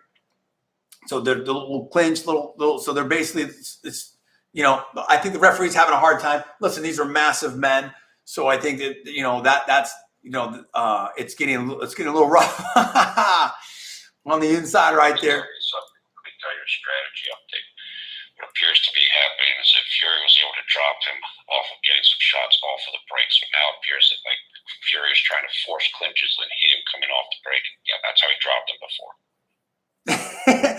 Ricky, I said 5 to 8. I said 5 to 8. I'm good for one more round. I'm good for one more round. But this fight is going exactly, in my opinion, the way I predicted it, and they're both fighting the way that they should fight and stuff. And this is the problem that Wilder always had. 7 pounds is enough. Now Fury's starting to maul him on the inside. Just maul him and lean on him. He's too big. He's too big. He's too big. He's just too big. Fury is too big and knows how to. 40 pounds is massive, and he knows how to use that. He can move around. I was going to say, and Wilder's not lucid. Lucid can dance and move. Wilder can't. Right. Absolutely. Wow, this is so crazy. No. What happened? Fury's down. Wilder has power, dude. Wilder has power, dude. Knocked him down with a big right hand. Wilder has super power. This is what I'm saying. This is the most dangerous part of the fight. This is the most dangerous part of it. Wilder super. Anything can happen. Anything can happen right now. I knew. Oh my goodness. That's what I'm saying. You cannot be. One of he's going to get up with a big right hand. Oh my gosh. That extra training, dude. I mean, oh my goodness. Wow, this is insane, dude. This is insane. Okay, he's back up. Fury's back up. This is crazy. This is crazy. Fury's down again. Oh my, this is crazy, dude. This is crazy. Did I say this is crazy? This is crazy. And so Fury wasn't careful. Fury was oh my goodness, dude. I mean, Deontay's got power. Oh my goodness. This is crazy. Both men have been down. This is Fury survived the round. 10-7 round for Wilder. Oh my gosh. I knew this fight was going to be good. I just knew it. So I think Wilder's up 1 point after. Yeah. Oh my gosh. What in the world? This is crazy. I mean, but again, Wilder's just kidding everyone out there. Who's more hurt? I mean, this is I think Fury's better at fighting hurt, but he was the one that just got hurt last and he got dropped twice. This is crazy. Oh my goodness, Paul, what do you think? I mean, who do you favor at this point? I mean, this is nuts. I don't even know. It depends on who's going to have stamina. This is nuts. This is nuts. Oh my goodness. Fury's got to smother him. And you have to be careful. You got to be careful. He's got so much power, dude. I mean, wow, maybe more power than ever now. Oh my God. Look, It was always going to be a tough fight. That's in my opinion. This is a tough fight. What do you guys think in the chat? Who do you favor right now? Who do you think's going to win? Who do you think's in better shape right now? Give me the feedback. What do you think? What do you think's going on in there? Oh my goodness. What do you do if you're Wilder? What do you do if you're Fury? This is crazy, dude. Oh my goodness.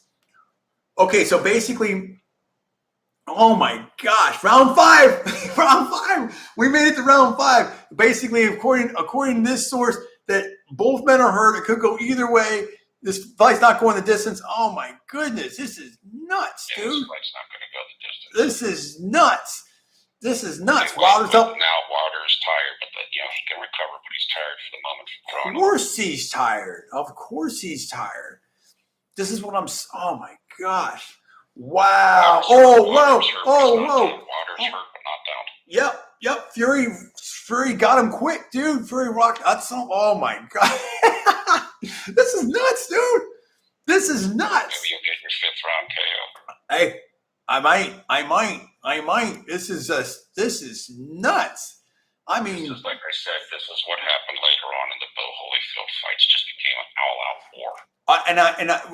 And what did I say? I thought that we were going to see a lot of action a lot earlier, and that's exactly what we're seeing. Both men. This is nuts, dude. This is so nuts. And oh my goodness. Okay. Apparently, Fury is totally recovered. Okay, this is okay. Now they're both the train shots. Dude, Fury wore the Undertaker hat. Fury can go and do anything. I mean, when I saw him get up in that first fight, I mean, who knows, right? I mean, the recovery that Fury has is insane. I've never seen anyone like that. It's crazy. You know? Okay, so here we go. So okay, they're really throwing heavy shots. Apparently, this is crazy, dude. Oh my goodness, this is wow. And then you're probably hearing in the background, and it's all good. Little baby and the wife, they're making some food. Wilder's getting a little tired. Technique of Wilder's fading. He's tired. He's going to need to hang in and get a second win. That's the thing. Wilder was not, what did I say? He was not built, physically not built. And we saw it in the first fight too, not built for the long haul here. So again, what all Fury has to do is just survive and stuff like that. So I think what happened is Fury came out hot like he did. Wilder came out hot. Fury knew he had to answer, and it got into a real action, and then Wilder's the Fury's getting the best of it. So round 5 is scored for Fury. So it looks like it's even fight. Although I don't think the scorecards are going to matter. Yeah, I don't think it will. I don't think the scorecards are going to matter. This is wow, man. Somebody's going to go down from exhaustion. Oh yeah. Here we go. 6 rounds. This is crazy. This is so crazy. So this is what everybody wanted. Well, I got it. I mean, this is wild, dude. Look, and I'll say this: I give a hell of a lot of credit to Wilder. He came to fight, and he got knocked down. 100%, 1,000,000%, absolutely. My daughter might jump on the live stream here. We'll see. I don't know. 1,000,000%. I mean, listen, both these champions are really putting on a tremendous performance tonight. They both are. I think they've made some adjustments. I think they're answering the call. I mean, this is intense. This is serious, heavy competition. There's no doubt about it. And, absolutely huge respect to both of them. Huge respect to Deontay Wilder. I mean, there's a lot of people, like you said, a lot of people were saying, hey, what are they going to do? How's Deontay Wilder? Some people say they didn't want to see this fight. Look at this. Who didn't? I mean, look, if you're a boxing fan, look at this, dude. So here we go. So basically, an update I've got is that basically, Wilder's really trying to go after it. And, but Fury's backing back, and then just this is close, dude. Now, I don't know if that was the latest thing or not. I'm monitoring three different news reports here. So yeah, I'm trying to see. Right. I might get away from ones. I don't know that I'm getting the latest and greatest on this one here. Okay, here we go. I gotta go. Okay, I gotta go to that. All right, here we go. Okay, now, no. There we go. Dude, Paul, this is nuts. This is insane. Big. My scores. I've got it even. I got the fight even going into the 6th. I think this is an incredible fight. I think this is insane. I think this is playing out exactly. I don't know if you just joined us. This is playing out exactly the way that I predicted that it would, and I think this is intense. Anything can happen. What do you think? What's your score? What do you out there? What's your score out there? Hello. Engineer. She's just running around. Oh, got this. Okay. All right. What's your score there? Yeah. It is close. It is interesting. I don't think the scores are going to matter in the end. I think we're going to see a stoppage, but this is insane. I mean, listen, if you're. One thing I will say is that it seems like, Wilder's punch resistance so far has been really good to get hit. So the conditioning seems to be working for now. I think he might wear down later. Yeah. And listen, like you said, Bo Holyfield. I mean, have you seen who? How about this? Who has seen a heavyweight trilogy like this since Bo Holyfield with this kind of? Wilder went down to a knee, but it was a slip, and when Fury landed, Wilder's looking tired. With this kind of. I'm sorry. What did you ask me? No. I was going to say, who has seen a heavyweight trilogy like this? This competitive. Every battle, every bout, every contest has drama, has action. They're competitive. I mean, there's just has surprises. I mean, there's so much going on with this stuff. Round 6 is in the books. Round of Fury. So I now have Fury up 1. Fury's up 1. So here we go. So now what's going to happen as they close the show on this one? So half the fight's done. The second half of the fight. Oh my goodness. Now can Wilder keep the gas tank? Sorry, I'll be right back. No.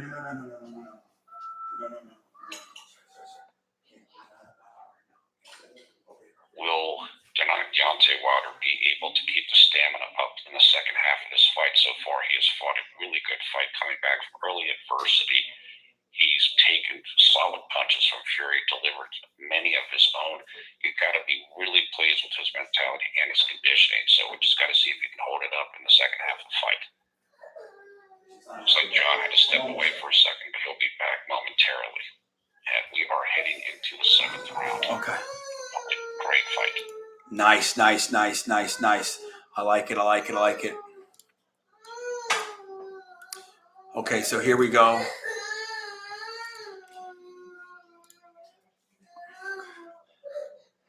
All right. So look, I think it's very close. It's getting a little late over here for little girls, little kids. Fury's doing the thing now. He's trying to do the mauling. No punching distance, punch and then clinch and then wet land on him. I like it. It's getting very, very close here. Trying to lay on him like he did the second fight. I think, in my opinion, in terms of who's going to do this, I think I like Fury. The longer this goes, the more I like Fury, because I think I agree with that. I think that the physical ability of Wilder to take this and deal with it, and I think that Fury's the better boxer. Fury's the bigger person and the better boxer. And so I think the longer it goes, as long as Wilder did what he had to do. Wilder knocked him down twice and tried to take him out early. That's what he had to do. That was the plan, and I think that was the right strategy. But here we go. Okay, so basically, UK source says that Wilder looks tired, and that basically, Wilder looks a little bit more busted up, and Fury looks a lot fresher. So. We'll see. One thing about Fury, no matter what his condition is, he recovers incredibly well, and he has great stamina. I mean, he just, like you said, he does not, as we talked about earlier in the live stream, he just is so relaxed, he doesn't burn energy. Yeah, and then basically, like you were saying, Paul, in your prediction, it looks like Wilder is trying to catch Fury towards the end of the round is trying to catch him with that one shot. And listen, let me just give you a quick update. Go ahead. It says Wilder is fading and a big right hand near the end of round 7 is hurting Wilder. Absolutely. Absolutely. That's what I'm saying. So, I mean, listen, super respect to both. Okay, this guy says Wilder looks ready to go. We're still in the 7th round. I said 5 to 8. Super respect for it to go this long. I mean, they both have had high output. There's no doubt about it. It's been very, very tough. But I'll tell you what, Fury better be careful because he can get caught again.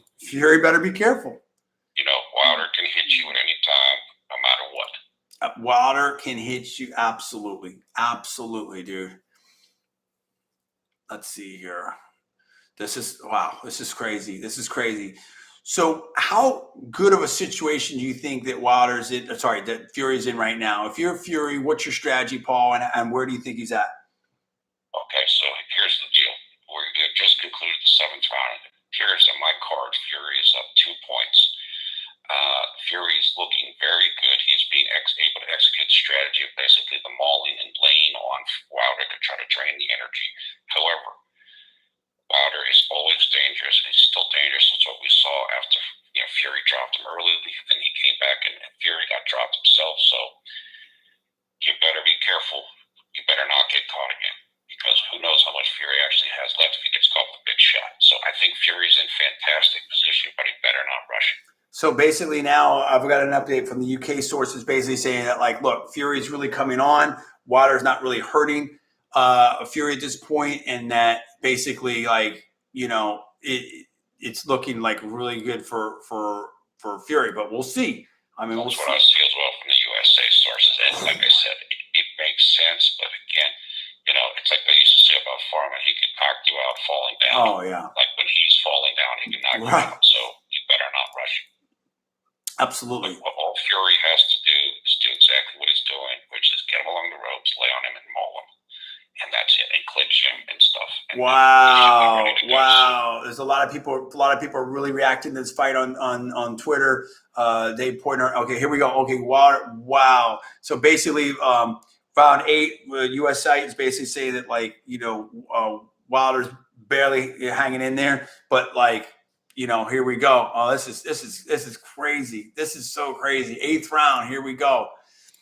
Wow, this is crazy. Yep. So basically, Sugar Hill. All right. So okay. So basically, he wants Fury to box. Wow. This is so nuts. Do not go for the KO. Just wear him down. Right. Right. If you're Fury, everything's working. You don't need to do anything. You don't take any risks. Like I said, all you need to do is bank 4 or 5 rounds. You win. Just wear him out. If you don't get the KO, who cares? Bank the rounds because he doesn't have the energy to fight you right now. He doesn't have the energy to win rounds. Stay at range and just really just work that jab big time. Work that jab. I'm hearing a CNN report. Wilder's in some trouble. Okay. Yeah. Oh, yeah. I see some of that. Yep. I do see some of that right there. Okay, cool. Wow. This is tough. This is crazy. I tell you, the UK fans, the Fury fans have been pretty happy right now. But I mean, there's been so much action for everyone in this fight. It's amazing. Yes, it's been a great fight. And again, big props to Wilder. He came big. Huge. He did. Huge. Look, it's super clear. Wilder came there. He's giving everything, acting like a champion. He came there to win. He had a plan. He executed the plan. Both of them had a plan. This is what a trilogy, right? Honestly, this might be the fight that makes people respect Wilder more than any fight he's ever had. And then you got to give it. That's actually how I felt about Josh from the Usyk fight. You know what? I understand what you're saying right there. I understand what you're saying. That's an interesting comment right there. So this is it. I mean, this is getting crazy. This is getting really, really crazy. So if you're Wilder, Paul, like, what can you do at this point? I would, look, you got to, of course, you have to be looking for the big shot, but you also must conserve energy or you're going to get taken out. So it's really tough because I'm sure he senses he's down on the cards now. So it's, you must conserve energy, but you still got to throw your big punches. Okay, so round 8 is in the books. Yes. 10-9 for Florida Fury. He is now up 3 points. We go to the final 4 rounds. Well, here we go. So, I was off in my prediction, but in terms of when the rounds, in terms of when the fight was going to stop, but I still definitely believe I'm right on that the fight will be stopped, and I feel, other than exactly when, I think I'm right on my prediction in terms of how the fight was going to go and who's going to win. The difference in their prediction, really, honestly, is that Wilder's conditioning's held up better than we thought it would. Right. Really, that's really it. Right. Right. And he's shown a tremendous amount of heart, as you said. So, I think both of those. He was able to land punches because Fury got a little sloppy. Right. If Fury wouldn't get sloppy and get hit, maybe it's already over. And as Ricky said, that Wilder almost got stopped in the 7th. So, I think I was right on with the stuff. And I'm not like, who cares? It doesn't matter. No, right. And I was going to say, like, I've never been one to, predict actual rounds or think that think that means anything, right? Okay, just seeing that the ring doctor is looking at Wilder before the start of the 9th round. So right, I could end up right anyway. So the point being is, I think what I do is what I think is, that's a whole different whatever, in my opinion. What I do is I try to say, okay, here's what I think the strategy is, and here's the basic arcs and sort of the meta strategies or paradigms, if you will, of how a fight's going to go, in terms of that. And we've definitely done that. So yeah, listen. Okay, so round 9, here we go. Okay.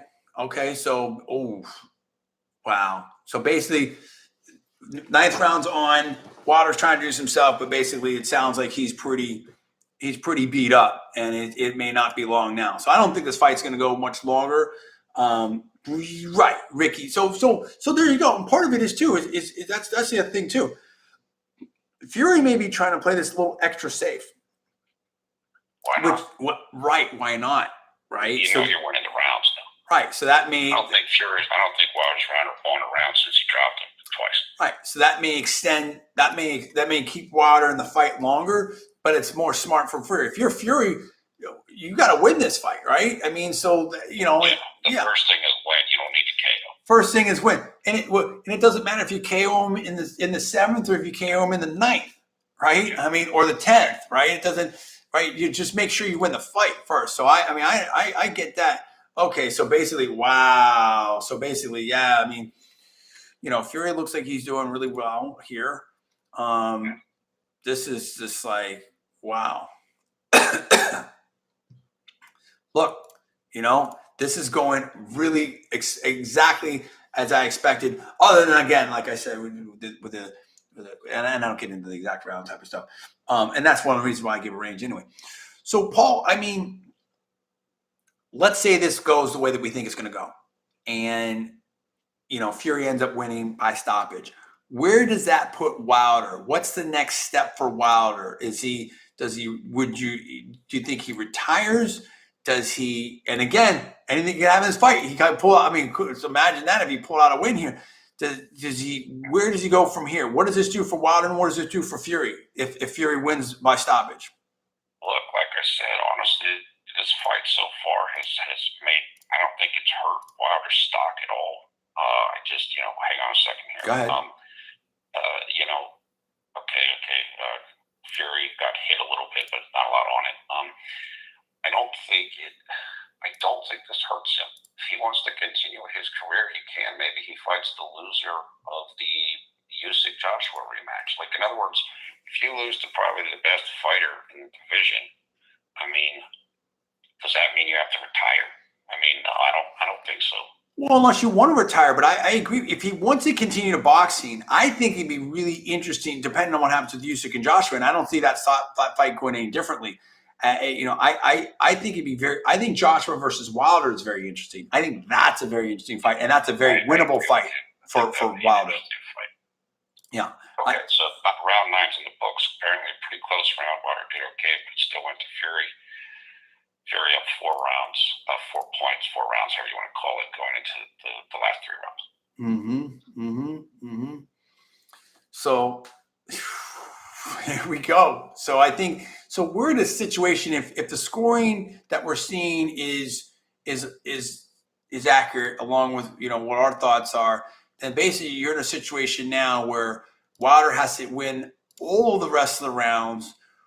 Well, really, I think really according to this site, it would need a knockout, right? Or knockdown, another knockdown actually, which listen, he knocked him down before in the 12th, right? So or 11th or 12th, I think.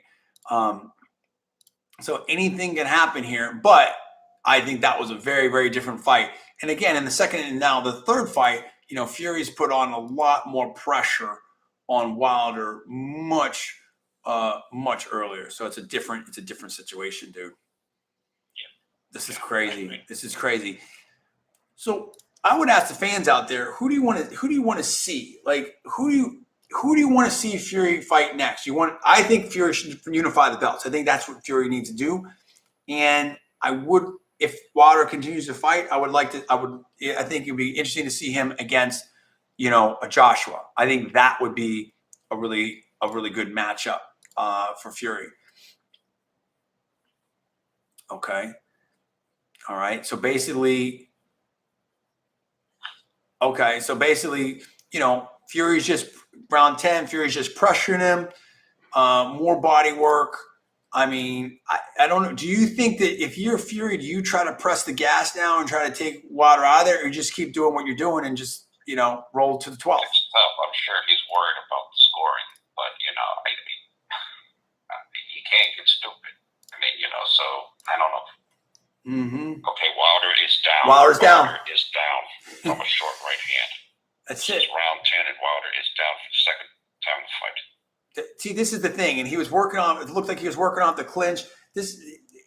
Fury's so good technically that the opportunities as Wilder got tired and was getting landed, the opportunities were going to present themselves, and one just did. That's why you just simply stick to the game plan. Don't go for the KO. Wear them out.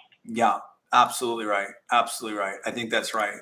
So that definitely gives So I think that gives definitely Wilder a lot more comfortability. Yes, it gives Fury. This is going to make it easier for him to just chill. Yeah, absolutely. I don't know where we're at. I don't know what the count is. I don't know anything. We're just waiting. Absolutely. Okay. Wilder is up. Fury is looking for the finish. Yep. That makes sense. I mean, now if you're Fury, now you want to try to you do want to look for that finish. You want to try to finish strong, and I think Wilder's hanging in, but Fury knows, but he has to still be careful. Okay. All right. Okay. 10-8 Fury round. That is round 10. That is going to put him up 6 points. So we head into the final 2 rounds. If the scoring is correct, that's the USA is giving him a 10-8 round, which it should be. Okay. Basically, that means Wilder's going to need, if the scoring is correct, it's going to need multiple knockdowns or knockout here. That's pretty. If the scoring is legit, that would probably be the only legitimate way for him to win. So now the thing is, how strong is Fury going to come out? I think he comes out relatively strong here. I think he does. We still got to be careful. Absolutely. You're up. You should be up considerably here. I don't. Maybe again. I think of the last 6-7 rounds, maybe one was close. No. You should be up here by at least 4 points. Oh, absolutely. If you do, you don't want to get caught. I don't think Wilder has a lot of power left, but I'm not saying he's going to. I think he's going to come for it. I think he will come to try to push the gas. Right, and I'm not saying he's going to go, full throttle here. I'm pushing the pace, but I would expect him to step it up a little bit, and just cautiously pressure. Yeah, what I think he will do, I think both times he dropped him was get him on the ropes, clinch, hit him off the brink. I think that's what it is. And he's so experienced, and he really is so experienced on this and stuff like that. So I'm home for that. Yeah, he can find angles, he can do different things, and that's what I'm saying. The experience level and the boxing level is just so. Oh, here we go. So Fury started stiff jab. Yep, it's just So basically, I mean, apparently Wilder's just showing incredible heart. Yeah.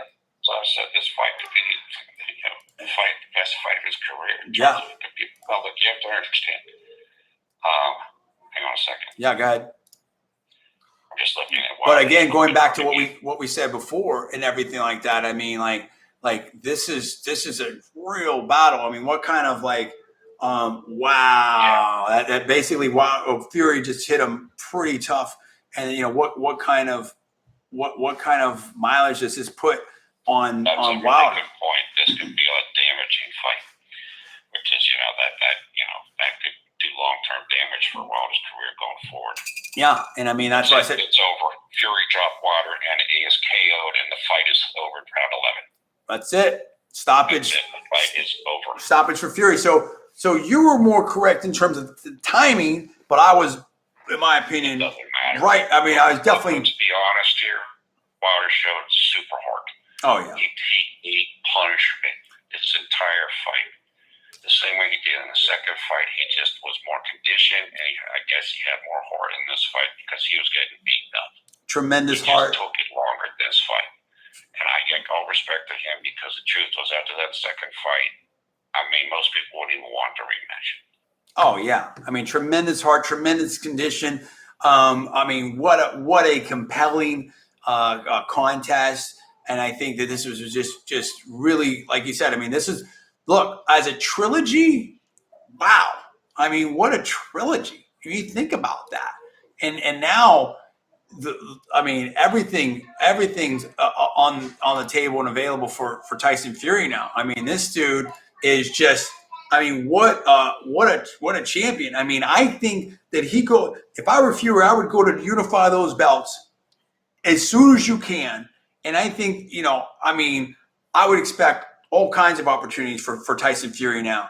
And it could be movies, it could be all kinds of stuff. I mean, this is the undefeated heavyweight champion right here. I mean, certainly with one of the belts with the WBC belt. But I mean, Usyk, everyone's. I think of the world looks to listen. Tyson Fury right now is in serious command of his future and in the heavyweight in the heavyweight picture. Do you not agree with that, Paul? I agree completely. Usyk's going to have to be dealt with. But, and Usyk's very popular among the UK fan base because they respect him. But it's going to be hard. It's going to be hard for Usyk. You're fighting a guy who can come in almost 60 pounds heavier than you. Yeah. And who is damn skilled and is younger than you. I respect Usyk. I'm not saying he couldn't do it, but it'd be very difficult. Who's like half a foot taller. That's right. With Joshua losing, Joshua being shown as mortal. Now Joshua could win the rematch, but you got a guy in Joshua who's lost twice now versus a guy in Fury who's never lost. And so it's like, yes, I think the public shifts more towards Fury in the UK, and I think now, Fury with his charisma, his command of English, Usyk doesn't really speak English that well. He can take over. And crossover way. And again, we love everyone. It doesn't matter about anything about it. I'm not. No. You're talking from a marketing for in the U.S. is I think what you're saying. And Andy Ruiz. This is here's what's interesting to me. What's interesting to me now is I think there's motivation, and maybe we're potentially some of what Paul's alluding to, motivation for Tyson Fury. I think you'd be very motivated to unify the belts because I think that's a big deal. I think that would mean something to him, right? Right. So that's the most focus. But beyond that, then what? How motivated are you? People question the motivation of Tyson Fury in this fight, in my opinion, potentially.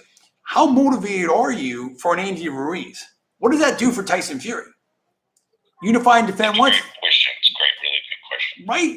I mean, I think Tyson Fury is motivated by the Wilder thing is over. I think Tyson Fury is motivated by two fights. Usyk, if Usyk wins the rematch, Usyk and Joshua. Yeah. I still think Joshua is still a marketable fight. Totally agree. I totally agree. I think those are the two marketable fights out there. I don't think Joshua. I don't think Fury cares about any other fights. Yeah, right. Or should he, to be quite honest? I agree with you. I totally agree with that. Then the question becomes, how long do you hang out and defend? I mean, he probably has the money, right? I mean, I think that there's all kinds of opportunities to do crossover stuff. Listen, we haven't had an undefeated heavyweight champion for how long, right? I mean, so A long time. it's been a while, right? So I think I agree with Paul. I think that the marketable fights are Unify if Usyk wins, and then fight and then maybe fight Joshua. That's it. Now we don't know what's going to materialize, what's going to happen between now and then, but I think there's going to be all kinds of different opportunities for Tyson Fury now to do all kinds of different, potentially movies, TV. I mean, so a lot of people are going to be very interested in Tyson Fury. So we're going to see what happens here. It's going to be very, very interesting. But listen, what do you guys think real quick? We'll give it another 5 minutes here, and then we'll wrap up. I know it's real late for the family and some of the UK fans and everything like that here on the East Coast, and obviously over there, in the UK. What do you think? Who should Fury fight next? You think he just goes to Unify? You think that's the most important thing? And if Usyk is the winner there and Fury beats Usyk and unifies the belt, would you like to see a fight with Joshua? And whatever else is on the horizon? What do you think about that? And also, what's your reaction? Did the fight go the way you thought it was going to go? Are you happy with this result? Let me know about that. Let's hear it in the comments right here. And I'll have my final thoughts. Paul, what do you think? And then, of course, please subscribe. We'd love it if you rate the video up and all that. If you appreciate, if you thought the video was good, if you thought we didn't appreciate what we did here, then we appreciate that. And we do have a lot of plans for the channel, a lot of things we're going to do, a lot more live streams. My voice is kind of giving out a little bit now. So Ricky says Unify. We all want to see and we all want to see the Joshua. I think that's it. Paul, go ahead. What are your wrap up thoughts? Yeah, the wrap up is it's a great fight. All credit to Wilder for coming to fight. Oh my God. He hurt Fury. He put it all out there. He lasted as long as he could. It was a great night for the sport. It's been a great month for the sport. When you take the two heavyweight championship fights we've seen in the last 4 or 5 weeks, whatever it was. Well, and Canelo and Canelo. I mean, that was that's the month. Yeah. So that's coming up. I think that it's all credit to Fury, and Fury is the unbeaten heavyweight champion. And, right now it's him and Usyk on the top of the heap. And, look, love Usyk, but that's going to be a tough fight. Oh, it's going to be a tough fight. But we did not, that's not an assured fight. He still has to rematch. He still has to rematch Joshua. And like I said, we have to see what is going to happen with, I think, a supposed mandatory fight between Tyson Fury and Dylan White, which I'm not sure that Tyson Fury cares about that fight. Huge statement by Fury. Big win here. A big win for all the Tyson Fury fans. And this is a massive statement. I think that Tyson Fury definitely made a definitive statement on the trilogy, definitive statement on his presence and command of the heavyweight championship title. And now you have to see what happens with the rematch with Usyk versus Joshua. But I think that he wants to unify those belts. And I think then he, if Joshua loses there, then maybe a fight with Joshua. But at this point, he may even be bigger than that fight now, honestly, because, I mean, Tyson Fury is clearly, in my opinion, in command of the heavyweight picture. And also he has a personality that expands beyond that. So, look, this fight went the way, in my opinion, that I thought it was going to go. And the prediction and everything, in my personal opinion, we had a great time. Appreciate the fans that were there, especially the fans that hung out with us, most, if not all of the way. So we really, really appreciate that. We're going to be doing a lot more of this. So we appreciate you. Great action tonight. Great sports action. And for Paul, I'm John. Thanks so much for watching. Thank you for being there. And we'll see you next time.